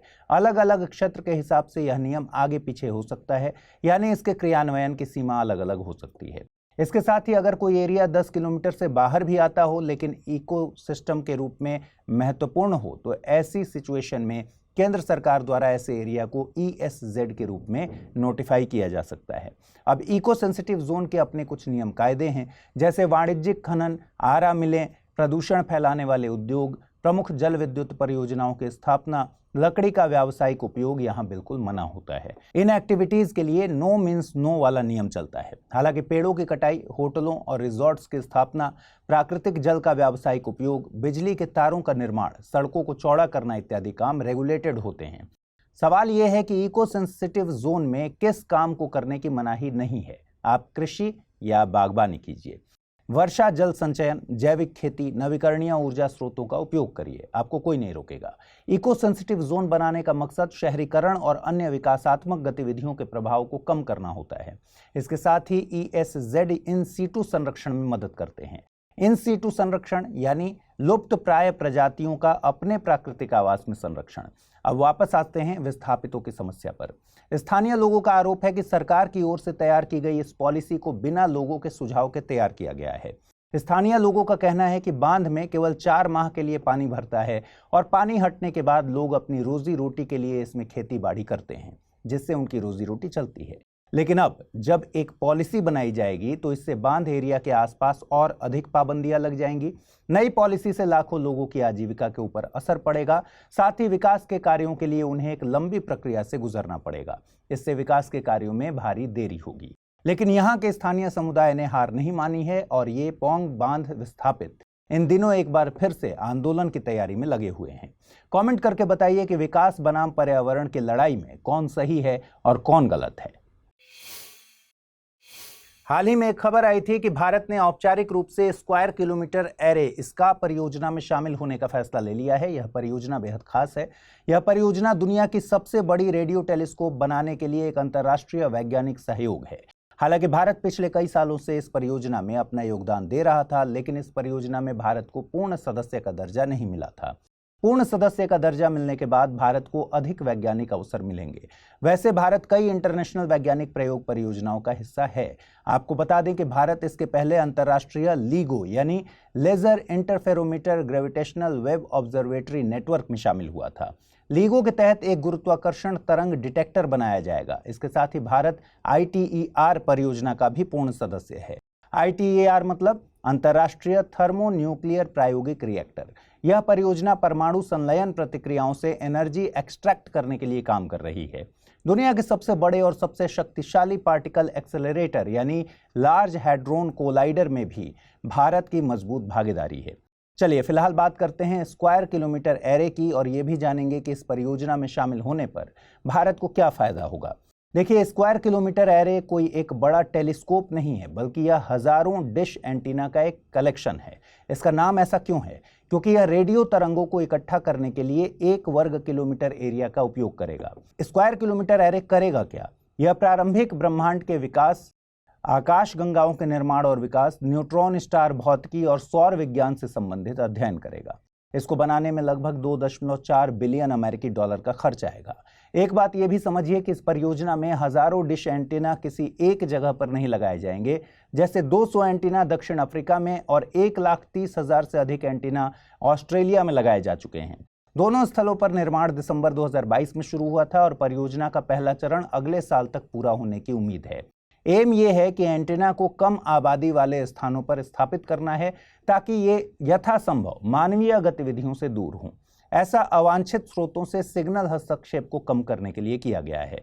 एक बार चालू होने के बाद इसका दुनिया में मौजूदा सबसे उन्नत रेडियो दूरबीनों की तुलना में 5 से 60 गुना अधिक शक्तिशाली होगा। हालांकि एक बात और है, ये बात है कि इसका की कोई भी सुविधा भारत में स्थित नहीं होगी। इसका मतलब है कि इस परियोजना से रिलेटेड कोई भी डिश एंटीना भारत की भूमि पर नहीं लगेगा। अब एक सवाल आपके मन में आ रहा होगा कि इसमें भारत को फायदा क्या होगा? पूर्ण सदस्य के रूप में परियोजना में भाग लेने से भारत को विज्ञान और प्रौद्योगिकी में अपार लाभ होंगे। हमने इसके पहले LHC या ITER का भी जिक्र किया था। ये परियोजनाएं भी विदेशी धरती पर स्थित हैं, लेकिन इन परियोजनाओं से भारतीय वैज्ञानिक समुदाय को तकनीकी और ज्ञान से रिलेटेड कई फायदे हुए हैं। आपको यह भी जानना चाहिए कि रेडियो खगोल विज्ञान एक ऐसा क्षेत्र है जिसमें भारत पहले से ही अत्यधिक विकसित क्षमताएं हासिल कर चुका है। जैसे पुणे के पास विशाल मीटर वेव रेडियो टेलीस्कोप दुनिया की सबसे उन्नत सुविधाओं में से एक है, जो उल्लेखनीय वैज्ञानिक परिणाम दे रहा है। ऊटी, नैनीताल और बेंगलुरु में भी इसी तरह की अन्य सुविधाएं हैं। यह बताने का मकसद यह है कि SKA यानी स्का परियोजना, जो खगोल विज्ञान में सबसे महत्वपूर्ण वैज्ञानिक प्रश्नों पर अनुसंधान के लिए सबसे आशाजनक उपकरण बन जाएगा, इस क्षेत्र में काम करने वाले भारतीय वैज्ञानिकों के लिए अगला तार्किक कदम प्रदान करता है। इस परियोजना में शामिल होने के प्रौद्योगिकी लाभ भी हैं। इसका इलेक्ट्रॉनिक्स, सॉफ्टवेयर, सामग्री विज्ञान और कंप्यूटिंग सहित उच्चतम स्तरीय प्रौद्योगिकियों पर काम करेगा। परियोजना द्वारा उन्नत बौद्धिक संपदा सभी सदस्य देशों के लिए पहुंच योग्य होगी। यह वैज्ञानिकों, शिक्षाविदों और यहां तक कि निजी उद्योग के लिए सीखने के बड़े अवसर प्रदान कर सकता है।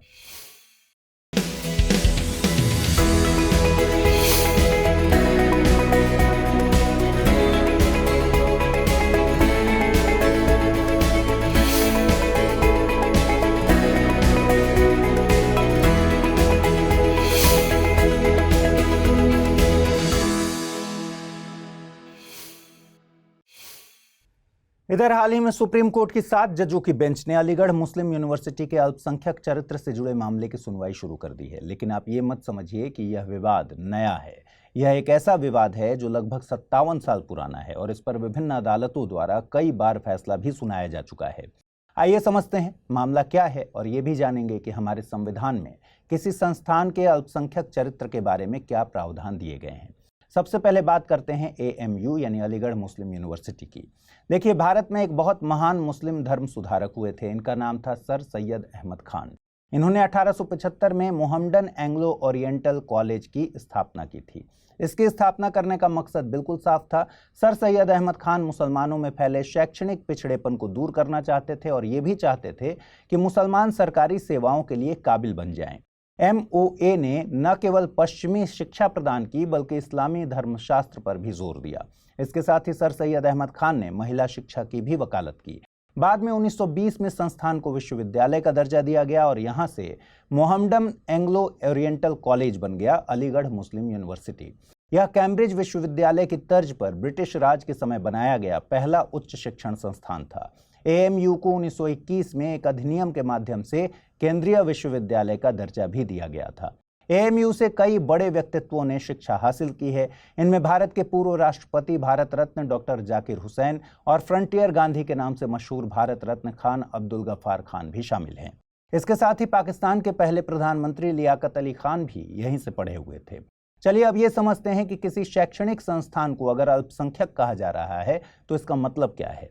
देखिए, संविधान का अनुच्छेद 30(1) सभी धार्मिक और भाषाई अल्पसंख्यकों को शैक्षणिक संस्थान स्थापित करने और प्रशासित करने का अधिकार देता है। यह प्रावधान गारंटी देकर अल्पसंख्यक समुदायों के विकास को बढ़ावा देने की केंद्र सरकार की प्रतिबद्धता को मजबूत करता है। यह प्रावधान यह भी बताता है कि सरकार उनके अल्पसंख्यक संस्थान होने के आधार पर कोई भी सहायता देने में भेदभाव नहीं करेगी।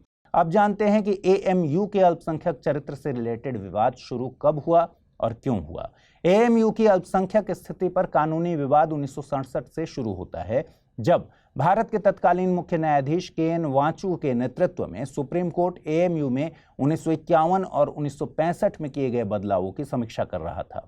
केस का नाम था एस अजीज बाशा और अन्य बनाम भारत संघ।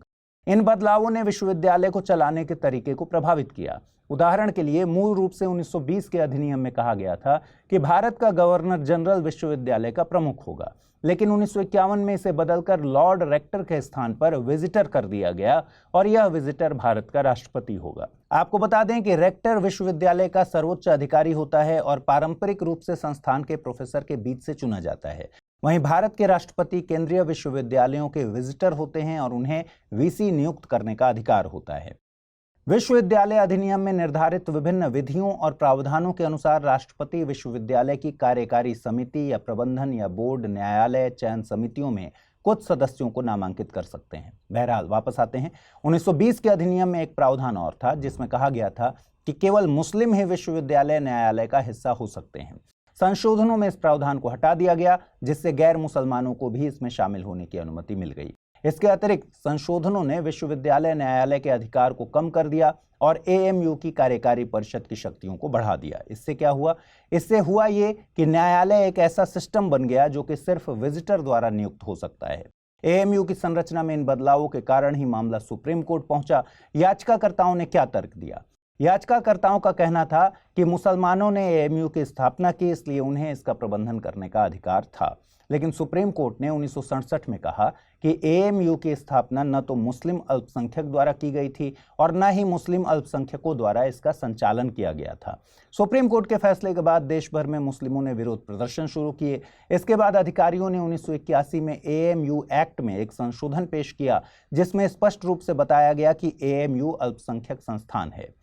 संशोधन में साफ तौर पर कहा गया कि विश्वविद्यालय भारत के मुसलमानों द्वारा स्थापित उनकी पसंद का एक शैक्षणिक संस्थान था और बाद में इसे एएमयू के रूप में बदल दिया गया था।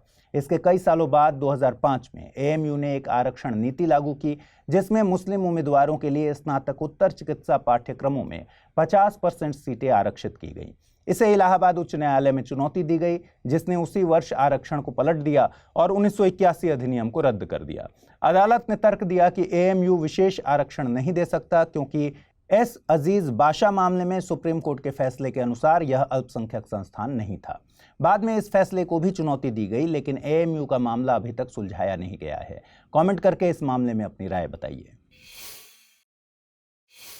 एक समय था जब हिंद महासागर से अटलांटिक महासागर जाने के लिए एक लंबा रास्ता चुना जाता था। इस लंबे रास्ते से लोग अफ्रीका महाद्वीप की परिक्रमा करके अपनी मंजिल तक पहुंचते थे। फिर असीमित धन खर्च किया गया।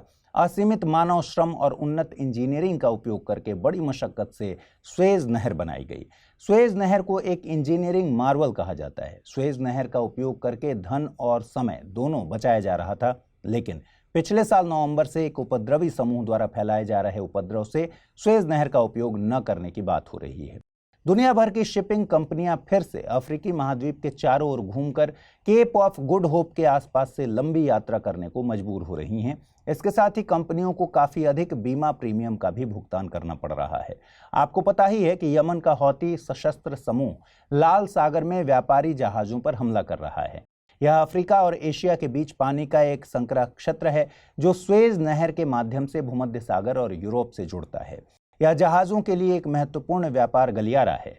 हमलों ने वैश्विक आपूर्ति श्रृंखलाओं में डिस्टर्बेंस पैदा कर दिया है और दुनिया भर में इससे चिंताएं बढ़ गई हैं। इस कारण से लाल सागर में अमेरिकी नेतृत्व वाली सेना तैनात की गई है और अमेरिकी युद्धपोतों ने हौथी जहाजों पर हमला किया और उन्हें डुबो भी दिया है। लेकिन क्या आपको पता है कि एक समय में इसी स्थान पर एक अन्य उपद्रवी समूह ऑपरेट करते थे? ये थे सोमालिया के समुद्री डाकू। तो चलिए इस सेगमेंट में हम बात करते हैं लाल सागर में शिपिंग पर हमलों का वर्तमान चरण पहले के सोमालिया के समुद्री डाकुओं द्वारा उत्पन्न खतरों से किस तरह अलग है। देखिए, साल 2000 से 2016 के बीच अदन की खाड़ी, गार्डफू चैनल और सोमाली सागर में व्यापारी जहाज आना पसंद नहीं करते थे। वजह यही थी सोमाली समुद्री डाकुओं से खतरा। एक बात नोट करने की है कि सोमाली समुद्री डाकुओं की कार्रवाइयों का कोई प्रत्यक्ष राजनीतिक एजेंडा या लक्ष्य नहीं था। ये मूलतः फिरौती के लिए अपहरण करते थे। सोमालिया के समुद्री डाकुओं के पास हल्के हथियार होते थे और ये जहाजों पर चढ़ने और उन्हें कमांड करने की कोशिश करते थे। यदि वे नियंत्रण हासिल करने में कामयाब रहते थे तो ये जहाज की रिहाई के लिए फिरौती मांगते थे। ये आमतौर पर जहाज के चालक दल के साथ हिंसक नहीं होते थे और उन वार्ताकारों के माध्यम से काम करते थे जो अक्सर सोमालिया में या उसके आसपास जमीन पर होते थे। लेकिन 2016 के बाद पायरेसी में उल्लेखनीय गिरावट आई। अंतर्राष्ट्रीय सैन्य सहयोग के संयुक्त प्रयासों ने जोखिमों को कम करने में मदद की। भारतीय नौसेना ने भी इस क्षेत्र में कुछ युद्धपोत भेजे थे। इन सब का असर ये हुआ कि 2016 से 2022 तक अदन की खाड़ी क्षेत्र में कोई समुद्री डाकू हमला नहीं हुआ था और यह क्षेत्र HRA यानी उच्च जोखिम क्षेत्र से HSA यानी उच्च सुरक्षित क्षेत्र में बदल गया। अब ये समझते हैं कि समुद्री डाकुओं के विपरीत हौती जहाजों को क्यों निशाना बना रहे हैं। दरअसल हौती ईरान द्वारा समर्थित और सशस्त्र एक उग्रवादी समूह है जो कि यमन में लंबे समय से गृह युद्ध लड़ रहा है। हौतियों के हमास के साथ संबंध है। हालांकि हमास सुन्नी हैं जबकि हौती और लेबनान में ईरानी समर्थित आतंकवादी समूह हिजबुल्लाह शिया हैं। जाहिर सी बात है कि हौती फिलिस्तीनी समूह हमास का समर्थन करता है और धमकी देता है कि इजराइल या उसके मित्र देशों के सभी जहाज को नष्ट कर दिया जाएगा। हौती एक प्रकार से क्षेत्र में दंडात्मक अभियान चला रहा है।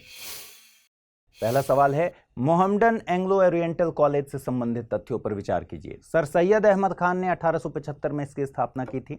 इसकी स्थापना करने का मकसद मुसलमानों में फैले शैक्षणिक पिछड़ेपन को दूर करना था।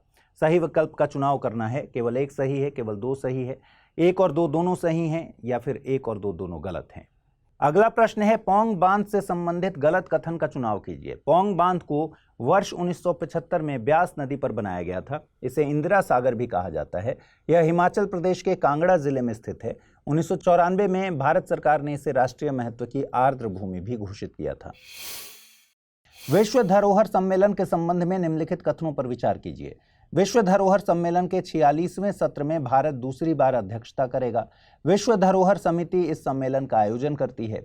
उक्त कथनों के आधार पर सही विकल्प चुनना था। कथन एक सही है, कथन दो सही है, दोनों कथन सही हैं या फिर दोनों कथन गलत हैं। सही जवाब है ऑप्शन बी, कथन दो सही है। अगला प्रश्न था, चर्चा में रहा ढेंकनाल मगजी शब्द किससे संबंधित है? खोजी गई पौधे की नई प्रजाति, मेढक की एक नई प्रजाति, एक प्रकार की मिठाई या फिर पूर्वोत्तर भारत की झील। और सही जवाब है ऑप्शन सी, एक प्रकार की मिठाई। भारत में स्वच्छता के सबसे बड़े एग्जाम के रिजल्ट्स आ गए हैं। दरअसल हम बात कर रहे हैं स्वच्छता सर्वेक्षण 2023 की।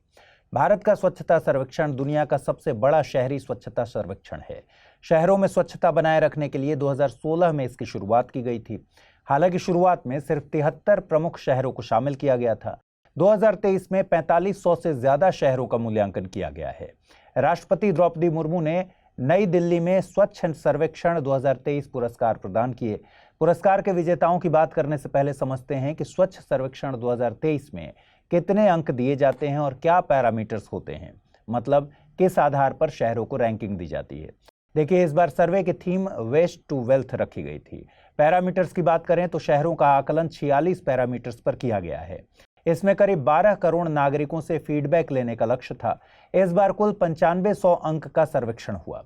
इसमें सर्विस लेवल प्रोग्रेस पर 4525, सर्टिफिकेशन पर 2500 और पब्लिक फीडबैक पर 2475 अंक दिए गए। वहीं स्वच्छता सर्वेक्षण में साफ और गंदगी मुक्त शहरों की रैंकिंग तय करने के लिए कई पैरामीटर्स का इस्तेमाल किए जाते हैं। उदाहरण के लिए इसमें घर घर कूड़ा इकट्ठा करने से लेकर प्लास्टिक कचरे का मैनेजमेंट तक शामिल है। हमने कई बार मैनहोल की सफाई करते हुए व्यक्तियों या सफाई मित्रों को देखा है, लेकिन इस बार मैनहोल को मशीन होल में बदलने पर जोर देते हुए सफाई मित्र सुरक्षा को प्राथमिकता दी गई है। केवल इस फैक्टर के लिए दोगुने अंक रखे गए थे। इसी के साथ वेस्ट टू वंडर पार्क का नया पैरामीटर भी जोड़ा गया था, मतलब शहरी कूड़े कचरे की रिसाइकलिंग पर जोर दिया गया था। जिन शहरों ने इस पैरामीटर को पूरा किया उसे नंबरों में 2% का वेटेज दिया गया। एक खास बात और है, शहरों से निकले कूड़े का तकनीक की मदद से कितना और क्या उपयोग किया जा रहा है, इस पर भी अंकों में 40% का वेटेज दिया गया। इसके अलावा रेड स्पॉट यानी कॉमर्शियल रेसिडेंशियल एरिया में थूकने को भी एक नए पैरामीटर के रूप में जोड़ा गया था। आपको जानकर हैरानी होगी कि स्वच्छ सर्वेक्षण के लिए 4447 शहरों में 1 लाख साइट्स तक पहुंच बनाई गई थी और 12 करोड़ नागरिकों की प्रतिक्रियाएं ली गई थीं। स्वच्छ सर्वेक्षण का कितना असर हुआ है, ये जानने के लिए आप इस डेटा पर गौर करिए। आंकड़ों के अनुसार 2014 में केवल 15 से 16% कचरे का वैज्ञानिक तरीके से प्रसंस्करण किया जाता था, यानी प्रोसेसिंग की जाती थी, और वर्तमान में 76% कचरे की प्रोसेसिंग होती है। तो चलिए बात करते हैं स्वच्छता सर्वेक्षण 2023 के विजेताओं की। 1 लाख से अधिक आबादी वाले शहरों में 7वीं बार इंदौर पहले स्थान पर है, लेकिन इस बार इंदौर अकेला शीर्ष पर नहीं है, सूरत को भी इंदौर के साथ संयुक्त रूप से पहला स्थान मिला है। आपको याद दिला दें कि 2016 में सिर्फ 73 शहरों की रैंकिंग हुई थी, तब भी इंदौर नंबर 1 पर था। अब 4447 शहर इस स्वच्छता दौड़ में शामिल हैं, फिर भी इंदौर ने नंबर 1 का तमगा हासिल किया है। इसी वर्ग में नवी मुंबई को तीसरा स्थान मिला है और आंध्र प्रदेश का विशाखापत्तनम चौथे और मध्य प्रदेश का भोपाल 5वें नंबर पर रहा। वहीं 1 लाख से कम आबादी वाले शहरों की श्रेणी में सबसे स्वच्छ शहरों में महाराष्ट्र के सासवद, छत्तीसगढ़ के पाटन और महाराष्ट्र के लोनावाला ने शीर्ष 3 स्थान हासिल किए। स्वच्छ सर्वेक्षण 2023 में इंदौर, सूरत और नवी मुंबई को गार्बेज फ्री सिटी सेगमेंट में 7 स्टार रेटिंग मिली है। गार्बेज फ्री सिटी के लिए डोर टू डोर कचरा कलेक्शन, वेस्ट जनरेशन और प्रोसेसिंग, वेस्ट ट्रीटमेंट, रेसिडेंशियल और कमर्शियल एरिया में सफाई, जल संरचनाओं की सफाई, पब्लिक टॉयलेट्स की सफाई को पैरामीटर के तौर पर रखा गया था। स्वच्छ सर्वेक्षण 2023 में राज्यों को भी पुरस्कार दिया जाता है। देश के स्वच्छ राज्यों की कैटेगरी में इस बार महाराष्ट्र को पहला, मध्य प्रदेश को दूसरा और छत्तीसगढ़ को तीसरा स्थान मिला। हालांकि पिछली बार मध्य प्रदेश पहले स्थान पर था। गंगा किनारे बसे सबसे साफ शहरों में वाराणसी पहले नंबर पर और प्रयागराज दूसरे स्थान पर रहा। इसके अलावा मध्य प्रदेश के महू को सबसे स्वच्छ कैंटोनमेंट बोर्ड का अवार्ड मिला। इसी के साथ बेस्ट सफाई मित्र सुरक्षित शहर का अवार्ड चंडीगढ़ को दिया गया। हाल ही में दक्षिण अफ्रीका भी इजराइल फिलिस्तीन विवाद में एंटर कर गया है। दक्षिण अफ्रीका ने इजराइल के खिलाफ एक मामला दायर किया है। मामला अंतर्राष्ट्रीय आपराधिक न्यायालय में दायर किया गया है। अब मामला दायर किया गया है तो कुछ न कुछ वजह होगी ही।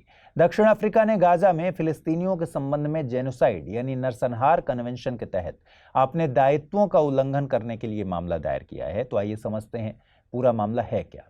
देखिए, नरसंहार के अपराध की रोकथाम और सजा पर एक कन्वेंशन बनाया गया था। यह कन्वेंशन एक अंतर्राष्ट्रीय मानवाधिकार संधि है जिसने पहली बार नरसंहार के अपराध को संहिताबद्ध किया यानी कोडिफाई किया।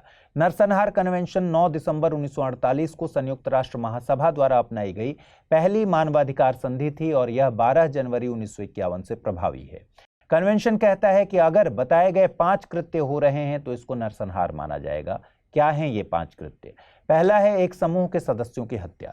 दूसरा, गंभीर शारीरिक या मानसिक क्षति पहुंचाना। तीसरा, समूह पर जीवन की ऐसी स्थितियां थोपना जो उनके शारीरिक विनाश के लिए बनाई गई हों। चौथा है एक समूह के भीतर जन्मों को रोकने के इरादे से उपाय लागू करना। और पांचवा है किसी राष्ट्रीय, जातीय, नस्लीय या धार्मिक समूह को पूर्ण या आंशिक रूप से नष्ट करने के इरादे से समूह के बच्चों को जबरन दूसरे समूह में स्थानांतरित करना।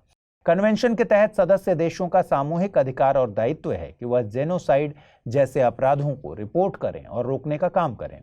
दक्षिण अफ्रीका इस कन्वेंशन की मदद से इजराइल द्वारा गाजा में किए जा रहे जेनोसाइड को रोकना चाहता है। हालांकि इस कन्वेंशन के तहत मामला तभी दर्ज किया जा सकता है जब दोनों पक्ष इसके सदस्य हों और इजराइल और दक्षिण अफ्रीका दोनों ही इस कन्वेंशन के पक्षकार हैं। दक्षिण अफ्रीका का कहना है कि इजराइल ने ऊपर बताए गए कई कृत्य किए हैं। इसके साथ ही दक्षिण अफ्रीका का कहना है कि इजराइल नरसंहार को रोकने और नरसंहार के लिए प्रत्यक्ष और सार्वजनिक रूप से उकसाने वालों पर मुकदमा चलाने में विफल रहा और यह गाजा में फिलिस्तीनी लोगों के खिलाफ नरसंहार कार्यों में शामिल है और आगे भी शामिल होने की पूरी संभावना है। तो सवाल अब यह है कि दक्षिण अफ्रीका आखिर मांग क्या रहा है। दक्षिण अफ्रीका का तर्क है कि फिलिस्तीनी लोगों के अधिकारों को और अधिक गंभीर और अपूरणीय क्षति से बचाने के लिए दोनों देशों के बीच विवाद को रोकने के लिए कार्यवाही तत्काल रूप से की जानी चाहिए। दक्षिण अफ्रीका चाहता है कि अदालत इजराइल को आदेश दे कि इजराइल गाजा में सभी सैन्य अभियानों को तुरंत निलंबित करे, लेकिन इजराइल ने इस मामले को निराधार कहकर खारिज कर दिया है। इजराइल का साथ संयुक्त राज्य अमेरिका, हंगरी और ग्वाटेमाला ने दिया है। वहीं फिलिस्तीन के साथ साथ इस्लामिक सहयोग संगठन OIC के 57 देशों मलेशिया, तुर्की, Jordan, Bolivia, Venezuela, Mexico, Bangladesh, Namibia, Nicaragua और कुछ अन्य देशों ने भी दक्षिण अफ्रीका का पक्ष लिया है।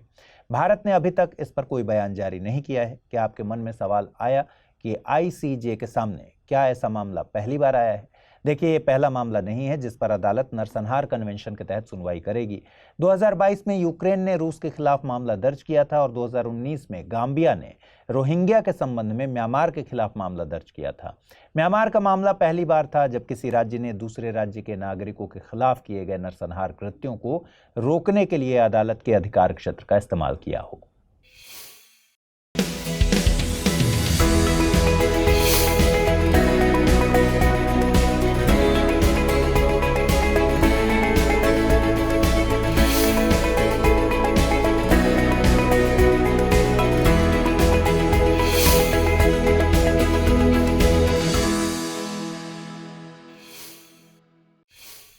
कुछ समय पहले अगर आपको याद होगा कि नैनो यूरिया तकनीक के बड़े चर्चे थे। नैनो यूरिया तकनीक को कृषि क्षेत्र में क्रांति का नाम दिया जा रहा था और कई संभावनाएं बताई जा रही थी कि इससे कृषि क्षेत्र की उत्पादन संबंधी समस्याएं खत्म हो जाएंगी। आपको बता दें कि सरकारी संस्था इफ्को ने साल 2021 में तरल नैनो यूरिया को बेचना शुरू किया था। तरल नैनो यूरिया को लेकर बड़े बड़े दावे किए जा रहे थे, जैसे तरल नैनो यूरिया की 500 मिलीमीटर की बोतल 50 किलो परंपरागत यूरिया के एक बैग के बराबर है। लेकिन केंद्र और राज्य सरकारों द्वारा खूब प्रचार प्रसार करने के बावजूद नैनो यूरिया अभी तक किसानों और कृषि वैज्ञानिकों का विश्वास नहीं जीत पाया है। नैनो यूरिया न तो किसानों की फसल के लिए फायदेमंद साबित हुआ और न ही वैज्ञानिक कसौटी पर खरा उतरा। इसके अलावा हाल ही में अंतर्राष्ट्रीय और राष्ट्रीय कृषि वैज्ञानिकों ने नैनो यूरिया को लेकर एक बड़ी बात कह दी। अंतर्राष्ट्रीय कृषि वैज्ञानिकों ने कहा है कि नैनो यूरिया को लेकर दावे झूठे किए जा रहे हैं और भारत की उर्वरक कंपनी इफ्को किसानों और समाज को झूठ बोलकर नैनो यूरिया का प्रचार और विपणन कर रही है। आइए समझते हैं कि आखिरकार वैज्ञानिक ऐसा बोल क्यों रहे हैं। पंजाब कृषि विश्वविद्यालय लुधियाना द्वारा ताजा प्रकाशित अनुसंधान के अनुसार इफ्को की नैनो यूरिया तकनीक अपनाने से गेहूं की पैदावार में 21.6% और धान की पैदावार में 13% की कमी दर्ज हुई है। इसके अतिरिक्त गेहूं और धान के दानों में नाइट्रोजन 17% और प्रोटीन में 11% की कमी दर्ज की गई है। आपको बता दें, अंतर्राष्ट्रीय और राष्ट्रीय कृषि वैज्ञानिक नैनो यूरिया का विरोध शुरू से ही कर रहे हैं। वैज्ञानिकों के अनुसार तकनीकी तौर पर नैनो यूरिया पहले से प्रचलित पारंपरिक दानेदार यूरिया का विकल्प कभी नहीं बन सकता और न ही कृषि विश्वविद्यालयों और संस्थानों ने इसे फसलों के लिए रिकमेंड किया है। आप थोड़ा इस फैक्ट पर भी ध्यान दीजिए। 140 करोड़ आबादी वाले भारत की खाद्य सुरक्षा पिछले 50 वर्षों से मुख्यतया गेहूं और धान के उत्पादन पर ही आधारित रही है। खुद सोचिए कि अगर गेहूं और धान के उत्पादन में मात्र 5 से 10% की कमी हो जाती है तो पूरे देश में खाद्य सुरक्षा के खतरे की घंटी बज जाती है और सरकार के हाथ पांव फूलने लग जाते हैं। सरकार तुरंत गेहूं आयात करने और चावल निर्यात रोकने पर मजबूर हो जाती है। ऐसी जटिल परिस्थिति में उचित वैज्ञानिक परीक्षण किए बिना नैनो यूरिया पर जल्दबाजी दिखाना राष्ट्रीय खाद्य सुरक्षा के लिए बड़ा खतरा बन सकती है। दूसरी बात यह है कि आर्थिक तौर पर भी नैनो यूरिया किसान के लिए फायदेमंद नहीं है। आधे लीटर नैनो यूरिया का दाम 240 रुपए है, जो कि पारंपरिक दानेदार यूरिया के 45 किलो के एक बैग के दाम के लगभग बराबर ही है। इन अविश्वसनीय उर्वरकों को दूसरे उर्वरकों के साथ कंपनियों द्वारा जबरदस्ती बेचा जाता है। इसको किसानों का खुला शोषण ही कहा जाएगा। अब इस फैक्ट को भी देखते हैं। कृषि रसायन विज्ञान के अनुसार रासायनिक रूप से एक बैग पारंपरिक यूरिया में 46% नाइट्रोजन होता है, जिसका मतलब है कि 45 केजी यूरिया में लगभग 20 केजी नाइट्रोजन होना है। इसके विपरीत 500 मिलीमीटर नैनो यूरिया में 4% नाइट्रोजन की दर से मात्र 20 ग्राम नाइट्रोजन होती है। यानी दानेदार पारंपरिक यूरिया के मुकाबले 1000 गुना से भी कम नाइट्रोजन नैनो यूरिया में होती है। तब सामान्य सी बात है कि नैनो यूरिया के 20 ग्राम नाइट्रोजन दानेदार यूरिया के 20 केजी नाइट्रोजन की भरपाई कैसे कर सकते हैं। इफ्को ने हालांकि इस मामले पर किसी भी प्रकार की प्रतिक्रिया नहीं दी है। मालदीव पिछले कुछ समय से गलत कारणों से खबरों में है। कुछ दिन पहले हमारे माननीय प्रधानमंत्री मोदी जी लक्षद्वीप की यात्रा पर गए थे और वहां कई विकास परियोजनाओं का उन्होंने उद्घाटन किया था। साथ में लक्षद्वीप को टॉप क्लास वैश्विक टूरिस्ट डेस्टिनेशन बनाने की बात भी की थी। ये बात मालदीव को बुरी लग गई। इसके बाद राष्ट्रपति मोइजू के मंत्रिमंडल से मंत्रियों द्वारा विशेष रूप से प्रधानमंत्री नरेंद्र मोदी और सामान्य रूप से भारतीयों के खिलाफ अपमानजनक गैर राजनयिक शब्दों का इस्तेमाल हुआ। इसके बाद भारत में पर्यटन स्थल के रूप में मालदीव का बहिष्कार करने की मांग तेज हो गई। आपको यह पता होना चाहिए कि हालात अभी से खराब नहीं है।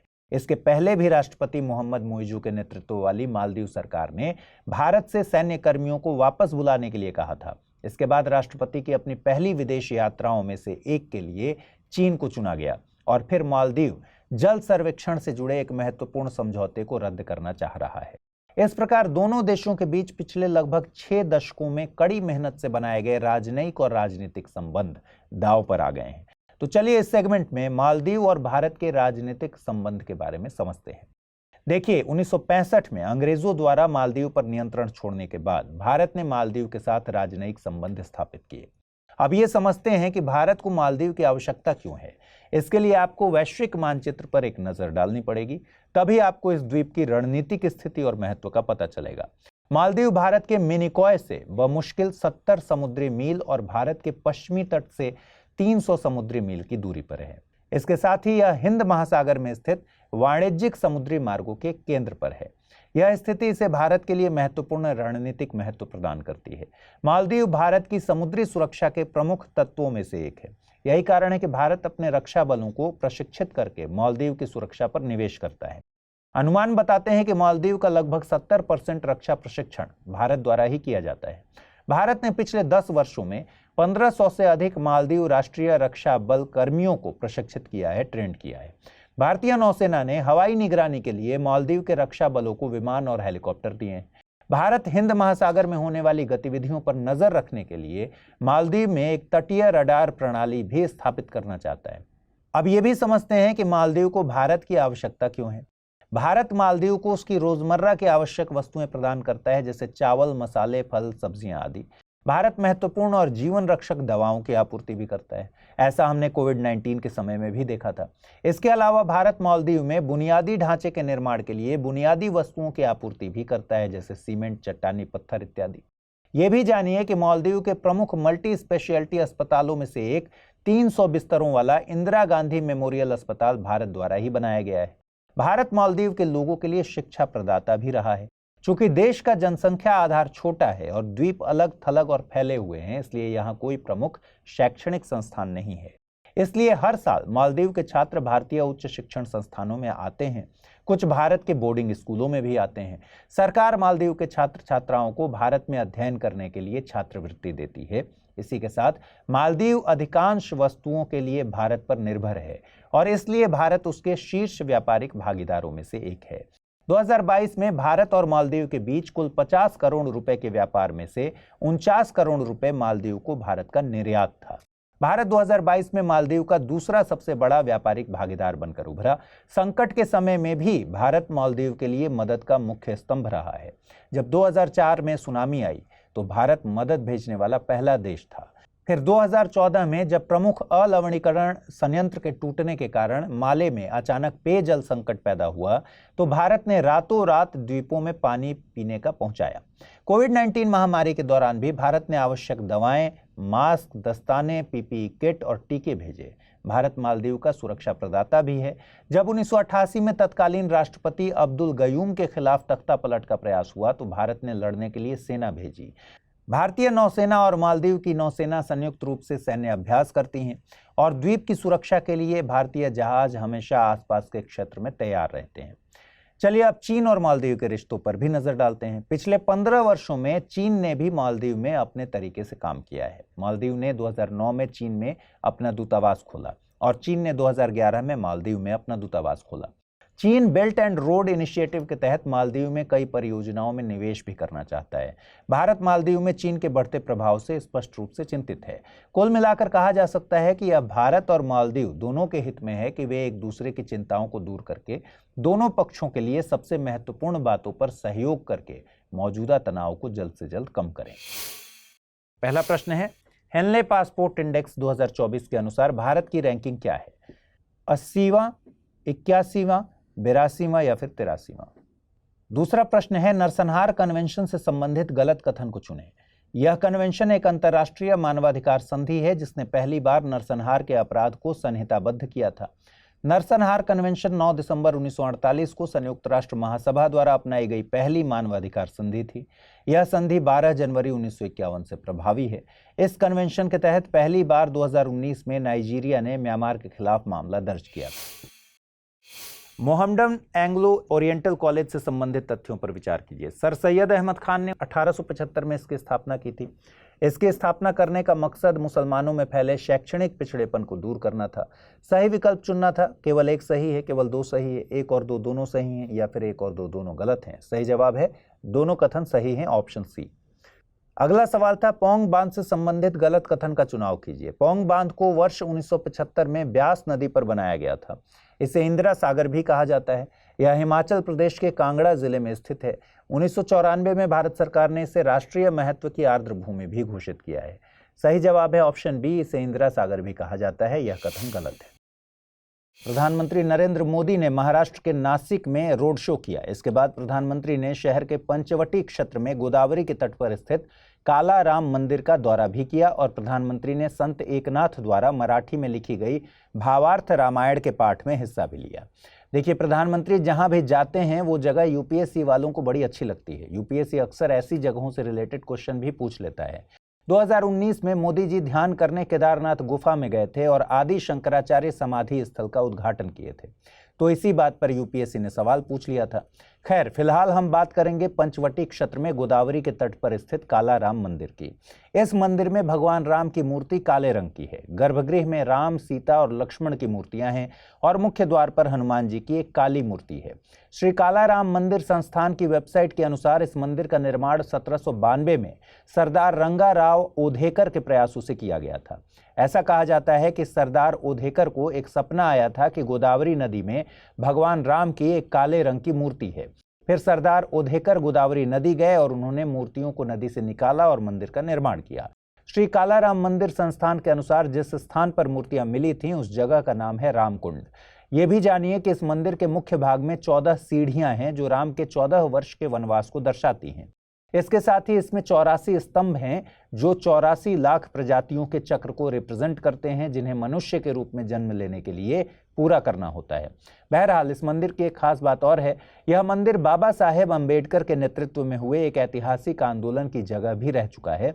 दरअसल अंबेडकर ने दलितों के लिए मंदिर में प्रवेश के अधिकार की मांग को लेकर आंदोलन चलाया था। तो चलिए समझते हैं पंचवटी के महत्व को। देखिए, पंचवटी रामायण काल में एक बहुत ही इंपॉर्टेंट जगह थी। रामायण महाकाव्य में वर्णित कई महत्वपूर्ण घटनाएं यहां घटित हुई थी। श्री राम ने सीता और लक्ष्मण के साथ अपने 14 साल के वनवास के पहले कुछ साल मध्य भारत के घने जंगल दंडकारण्य में बिताए थे। पंचवटी इसी जंगल का एक हिस्सा था। जगह का नाम पंचवटी नाम क्यों पड़ा? क्योंकि इस क्षेत्र में बरगद के 5 पेड़ों का अस्तित्व था। महाकाव्य के अनुसार भगवान श्री राम, सीता और लक्ष्मण ने यहाँ एक कुटिया स्थापित की थी क्योंकि 5 बरगद के पेड़ों की उपस्थिति ने इस क्षेत्र को शुभ बना दिया था। यह वही पंचवटी क्षेत्र है जहां लंका के राजा रावण ने छल से मां सीता का अपहरण कर लिया था। इसके बाद ही घटनाओं की श्रृंखला शुरू हुई जिसके कारण श्री राम लंका गए और रावण को हराया। चलिए अब इस मंदिर के दूसरे पक्ष की बात करते हैं। आपको शुरुआत में बताया गया था कि यह मंदिर एक महत्वपूर्ण दलित सत्याग्रह आंदोलन का स्थल भी रह चुका है। दरअसल 1930 में बी.आर. अंबेडकर और पांडुरंग सदाशिव साने ने हिंदू मंदिरों में दलितों के प्रवेश की मांग को लेकर एक आंदोलन किया था। 2 मार्च 1930 को अंबेडकर ने काला राम मंदिर के बाहर एक बड़ा विरोध प्रदर्शन आयोजित किया। दलित प्रदर्शनकारी ट्रकों में भरकर नासिक पहुंचे थे और मंदिर को घेरकर धरना दिया था। अगले कुछ दिनों में प्रदर्शनकारियों ने नारे लगाए और मंदिर में प्रवेश के अधिकार की मांग की, लेकिन प्रदर्शनकारियों को विरोध का सामना करना पड़ा था। फिर प्रदर्शनकारियों ने रामनवमी के जुलूस को मंदिर परिसर में प्रवेश करने से रोकने की कोशिश की तो पथराव की घटना हुई। फिर बाबा साहेब मौके पर पहुंचे और स्थिति को नियंत्रित किया। आपको बता दें, काला राम मंदिर पर सत्याग्रह 1935 तक जारी रहा। इससे पहले 1927 में अंबेडकर ने सार्वजनिक स्थानों पर पानी का उपयोग करने के लिए दलितों के अधिकारों पर जोर देने के लिए एक और सत्याग्रह शुरू किया था। अमेरिका की एक मशहूर फिल्म एक्ट्रेस और फिलैंथ्रोपिस्ट नाम है एंजेलिना जोली। आप में से बहुत से लोग इनके काम के बारे में जानते होंगे। लगभग 10 साल पहले इन्होंने कैंसर से बचने के लिए स्तन, अंडाशय और फैलोपियन ट्यूब को हटवाने के लिए कैंसर प्रिवेंटिव सर्जरी का सहारा लिया था। यह खबर उस समय राष्ट्रीय चर्चा का विषय थी। देखिए, मनुष्य में स्तन कैंसर जीन 1 यानी BRCA1 और स्तन कैंसर जीन 2 यानी BRCA2 की 2 प्रतियां पाई जाती हैं। यह जीन सभी में पाया जाता है। ये जीन उन प्रोटीन का उत्पादन करते हैं जो DNA की मरम्मत में मदद करते हैं। हालांकि कुछ लोगों में इन जीनों का हानिकारक म्यूटेशन देखने को मिलता है और कई बार ऐसे म्यूटेशन लोगों को विरासत में अपने माँ बाप से भी मिलते हैं। अगर इन जीनों में हानिकारक म्यूटेशन देखने को मिलता है तो लोगों में कुछ प्रकार के कैंसर का खतरा बढ़ जाता है। इन सब में सबसे आम है स्तन कैंसर। यदि आपके इन जीनों या अन्य जीनों में उच्च जोखिम वाला म्यूटेशन है तो एक डॉक्टर आपको कैंसर को रोकने के लिए सर्जरी की सिफारिश कर सकता है। एंजेलिना जोली की भी निवारक मास्टेक्टोमी हुई थी। अब ये भी जानिए कि प्रिवेंटिव मास्टेक्टोमी क्या है। मास्टेक्टोमी कैंसर की रोकथाम के लिए की जाने वाली एक सर्जरी है। प्रिवेंटिव मास्टेक्टोमी तब होती है जब एक सर्जन स्तन कैंसर को फैलने से रोकने के लिए महिलाओं के स्तनों को हटा देता है। यह मास्टेक्टोमी सर्जरी स्तन कैंसर के खतरे को 90% या उससे अधिक तक कम कर सकती है। हालांकि सर्जरी ये गारंटी नहीं देती है कि आपको स्तन कैंसर दोबारा नहीं होगा, लेकिन यह आपके जोखिम को कम जरूर कर देती है। आप सोच रहे होंगे कि स्तन कैंसर के बारे में ये जरूरी जानकारी देने का मकसद क्या है। दरअसल हाल ही में भारतीय चिकित्सा अनुसंधान परिषद की एक रिपोर्ट आई है। ICMR के वैज्ञानिकों ने देश के सबसे बड़े जनसंख्या आधारित कैंसर पर शोध की थी। यह रिपोर्ट स्तन कैंसर से ही रिलेटेड है। रिपोर्ट में बताया गया है कि भारत में स्तन कैंसर की जांच के बाद 5 साल तक जीवित रहने की दर केवल 66.4% है। यह डेटा काफी चिंताजनक है क्योंकि यह अमेरिका जैसे विकसित देशों की तुलना में बहुत कम है। अमेरिका में 90% से अधिक महिलाएं बीमारी की जांच होने के बाद 5 साल बाद भी जीवित रहती हैं। शोध में 2012 से 2015 के बीच स्तन कैंसर से पीड़ित लगभग 17,331 महिलाओं को शामिल किया गया था। इस शोध से देश भर में कैंसर से बचने में विविधता का भी पता चला। उदाहरण के लिए अरुणाचल प्रदेश के पासीघाट में स्तन कैंसर की जांच के बाद 5 साल तक जीवित रहने की दर 41.9% देखी गई। वहीं पासी के मिजोरम में यह दर 74.9% थी। हालांकि शोध में यह नहीं बताया गया कि समान स्वास्थ्य सुविधाओं और सेवाओं वाले 2 पूर्वोत्तर राज्यों मिजोरम और अरुणाचल में ये आंकड़े बिल्कुल अलग क्यों थे। हालांकि कुछ शोधकर्ता कह रहे हैं कि इसका कारण देरी से जांच और उपचार सुविधाओं तक समय पर पहुंच को माना जा सकता है, जो कैंसर से बचने में एक महत्वपूर्ण भूमिका निभाता है। विश्लेषण से यह भी पता चला कि 65 वर्ष से अधिक उम्र के रोगियों के जीवित रहने की संभावना 15 से 39 वर्ष की आयु वाले लोगों की तुलना में 16% कम थी। चलिए कुछ और इंपॉर्टेंट डेटा पर नजर डालते हैं। ICMR के राष्ट्रीय कैंसर रजिस्ट्री कार्यक्रम के अनुसार देश में हर साल स्तन कैंसर के 2 लाख से अधिक मामले सामने आते हैं, जो भारत में महिलाओं के बीच मृत्यु का एक प्रमुख कारण है। नवीनतम अध्ययन के मुताबिक स्तन कैंसर भारत में सबसे आम कैंसर है, जो सभी महिलाओं में होने वाले कैंसरों का 28.2% है। एक और बात डराने वाली ये है कि 1990 से 2016 तक इस कैंसर की घटना दर में 39.1% की वृद्धि हुई है और ये प्रवृत्ति पिछले 26 वर्षों से भारत के हर राज्य में देखी गई है।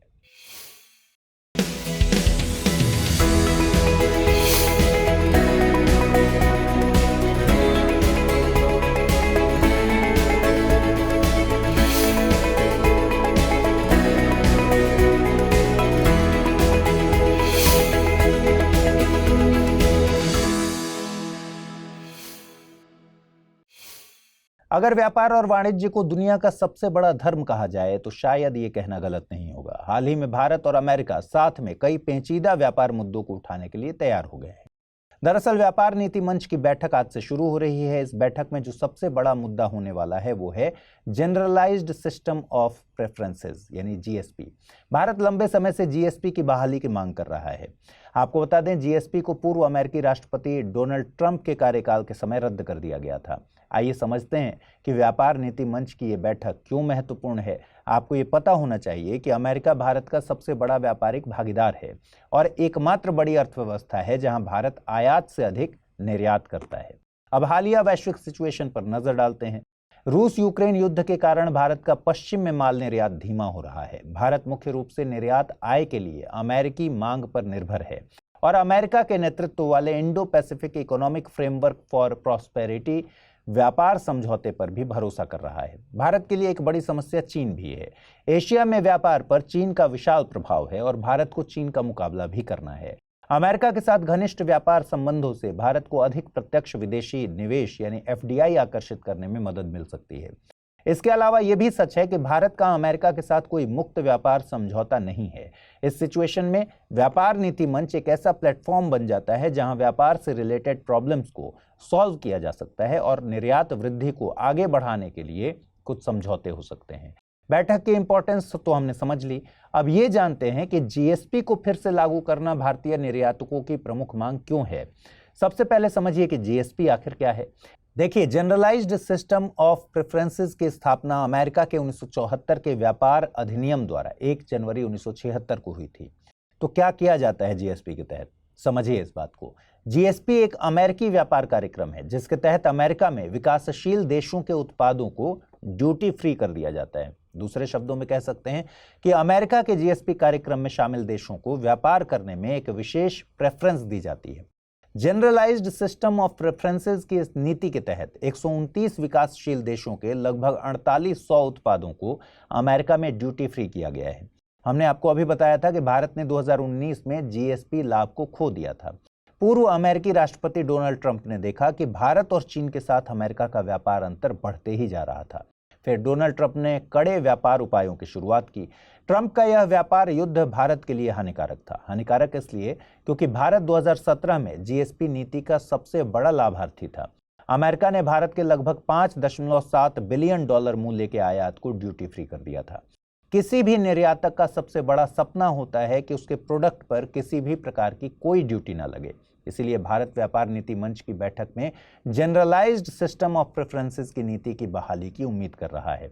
लेकिन द्विपक्षीय व्यापार में केवल भारत ही चिंतित नहीं है, अमेरिका भी चिंतित है। अमेरिका भारत की लैपटॉप आयात निगरानी प्रणाली को लेकर परेशान है। जब अमेरिका ने कड़े व्यापार नियम लागू किए तो इसके जवाब में भारत ने अमेरिका से आयात होने वाले लैपटॉप को निगरानी प्रणाली में डाल दिया था। आपको पता ही है कि भारत आईटी उत्पादों का एक बड़ा आयातक भी है। भारत ने कहा है कि ऐसी प्रणाली लागू करने का उद्देश्य यह सुनिश्चित करना है कि आईटी उत्पाद विश्वसनीय क्षेत्रों से आएं। इससे अमेरिकी लैपटॉप आयात में दिक्कतें आनी शुरू हो गई। हालांकि भारत ने साफ कह दिया कि भारत लैपटॉप आयात पर प्रतिबंध नहीं लगाएगा, लेकिन अमेरिका ने निगरानी प्रणाली के उद्देश्य पर सवाल उठाना जारी रखा है। यह मुद्दा भी व्यापार नीति बैठक में उठाए जाने की संभावना है। इस बैठक में एक और मुद्दा उठने की संभावना है जिसको आपको जानना चाहिए। दरअसल भारत अमेरिका से सेवा व्यापार को बढ़ावा देने के लिए उदार वीजा व्यवस्था की मांग कर रहा है। आपको पता ही है कि कई भारतीय पेशेवर लीगली अमेरिका जाते हैं काम धाम करने। इसको इकोनॉमी की भाषा में सेवा निर्यात कहा जाता है और जबरदस्त अमेरिकी मांग के कारण भारत का सेवा निर्यात बढ़ रहा है। इससे भारत के चालू खाता घाटे को कम करने में मदद भी मिलती है। लेकिन वीजा अमेरिका के लिए एक प्रमुख चिंता का विषय है, क्योंकि चुनावी वर्ष में इमिग्रेशन एक राजनीतिक रूप से संवेदनशील मुद्दा है। इसी के साथ भारत एक टोटलाइजेशन एग्रीमेंट की भी मांग कर रहा है। भारत की टोटलाइजेशन एग्रीमेंट एक पुरानी मांग है। टोटलाइजेशन एग्रीमेंट अमेरिका में भारतीय पेशेवरों को सामाजिक सुरक्षा प्रदान करेगा और यह समझौता भारत और अमेरिका में दोहरी सामाजिक सुरक्षा कटौती को समाप्त करेगा। इस समझौते से विशेष रूप से भारतीय आईटी क्षेत्र के पेशेवरों को लाभ होगा जो अमेरिका में काम कर रहे हैं और सामाजिक सुरक्षा का भुगतान कर रहे हैं, लेकिन वहां के लाभ उनको नहीं मिल पा रहे। प्रधानमंत्री नरेंद्र मोदी आज महाराष्ट्र दौरे पर थे और प्रधानमंत्री ने आज नासिक में 27वें राष्ट्रीय युवा महोत्सव का उद्घाटन किया। इसके साथ ही पीएम ने महाराष्ट्र में 30,500 करोड़ रुपए से अधिक की विकास परियोजनाओं की शुरुआत की। प्रधानमंत्री मोदी कालाराम मंदिर भी गए और रामायण के पाठ में शामिल भी हुए। लेकिन मोदी के इस महाराष्ट्र दौरे का सबसे मुख्य आकर्षण बिंदु था मुंबई ट्रांस हार्बर लिंक का उद्घाटन। इस पुल को अटल बिहारी वाजपेयी सेवरी नहावा शेवा अटल सेतु नाम दिया गया है। चलिए समझते हैं इस पुल के बारे में क्या है खास बात। यह पुल मुंबई के सेवरी से शुरू होता है और यह एलिफेंट द्वीप के उत्तर में ठाणे क्रीक को पार करेगा। इसके बाद रायगढ़ जिले के उरण तहसील के नहावा शेवा में समाप्त होता है। इस पुल को बनाने की लागत आई है 17,840 करोड़ रुपए। प्रधानमंत्री मोदी ने 2016 में इस पुल की आधारशिला रखी थी। यह भारत का सबसे लंबा पुल है और भारत का सबसे लंबा समुद्री पुल भी है। यह पुल लगभग 21.8 किलोमीटर लंबा 6 लेन वाला पुल है। इसकी लंबाई समुद्र के ऊपर लगभग 16.5 किलोमीटर है और यह पुल जमीन पर लगभग 5.5 किलोमीटर में फैला है। यह पुल मुंबई अंतर्राष्ट्रीय हवाई अड्डे और नवी मुंबई अंतर्राष्ट्रीय हवाई अड्डे को सीधा संपर्क प्रदान करेगा। इसके साथ ही यह पुल मुंबई से पुणे, गोवा और दक्षिण भारत की यात्रा के समय को भी कम करेगा। खास बात यह है कि इससे मुंबई बंदरगाह और जवाहरलाल नेहरू बंदरगाह के बीच संपर्क में भी सुधार होगा। मुंबई ट्रांस हार्बर लिंक पर वाहनों के लिए अधिकतम स्पीड लिमिट भी रखी गई है और ये स्पीड लिमिट 100 किलोमीटर प्रति घंटा रखी गई है। हालांकि इस विशाल समुद्री पुल पर आप बाइक, ऑटो रिक्शा और ट्रैक्टर चलाते हुए नहीं देख पाएंगे, क्योंकि ऐसे वाहनों को पुल पर चलने की अनुमति नहीं दी गई है। मोटरसाइकिल, तिपहिया वाहन या जानवर द्वारा खींचे जाने वाले वाहन अक्सर धीमी गति से चलते हैं और इस धीमी गति के कारण एक्सीडेंट हो सकता है। इस वजह से ऐसे हाई स्पीड रास्तों पर धीमे वाहनों का प्रवेश नहीं दिया जाता। पहला प्रश्न क्या है? आकाश मिसाइल से संबंधित निम्नलिखित कथनों पर विचार कीजिए। यह मिसाइल रक्षा अनुसंधान और विकास संगठन DRDO द्वारा विकसित है। यह सतह से हवा में मार करने वाली मिसाइल है। उपरोक्त कथनों के आधार पर सही विकल्प का चुनाव करना है। केवल एक सही है, केवल दो सही है, एक और दो दोनों सही हैं, या फिर दोनों कथन गलत हैं। अगला प्रश्न है, चर्चा में रहे जनरलाइज्ड सिस्टम ऑफ प्रेफरेंसेस नीति से संबंधित गलत विकल्प को चुनिए। जनरलाइज्ड सिस्टम ऑफ प्रेफरेंसेस की स्थापना अमेरिका के 1974 के व्यापार अधिनियम द्वारा 1 जनवरी 1976 को हुई थी। GSP एक अमेरिकी व्यापार कार्यक्रम है। इसके तहत अमेरिका में विकासशील देशों के उत्पादों को ड्यूटी फ्री कर दिया जाता है। भारत वर्तमान में जनरलाइज्ड सिस्टम ऑफ प्रेफरेंसेस नीति का हिस्सा है। हेनले पासपोर्ट इंडेक्स 2024 के अनुसार भारत की रैंकिंग क्या है? 80वां, 81वां, 82वां या फिर 83वां? सही जवाब है ऑप्शन ए, 80th। अगला प्रश्न था, नरसंहार कन्वेंशन से संबंधित गलत कथन को चुनें। यह कन्वेंशन एक अंतर्राष्ट्रीय मानवाधिकार संधि है जिसने पहली बार नरसंहार के अपराध को संहिताबद्ध किया था। नरसंहार कन्वेंशन 9 दिसंबर 1948 को संयुक्त राष्ट्र महासभा द्वारा अपनाई गई पहली मानवाधिकार संधि थी। यह संधि 12 जनवरी 1951 से प्रभावी है। इस कन्वेंशन के तहत पहली बार 2019 में नाइजीरिया ने म्यांमार के खिलाफ मामला दर्ज किया था। सही जवाब है ऑप्शन डी। इस कन्वेंशन के तहत पहली बार 2019 में गाम्बिया ने म्यांमार के खिलाफ मामला दर्ज किया था।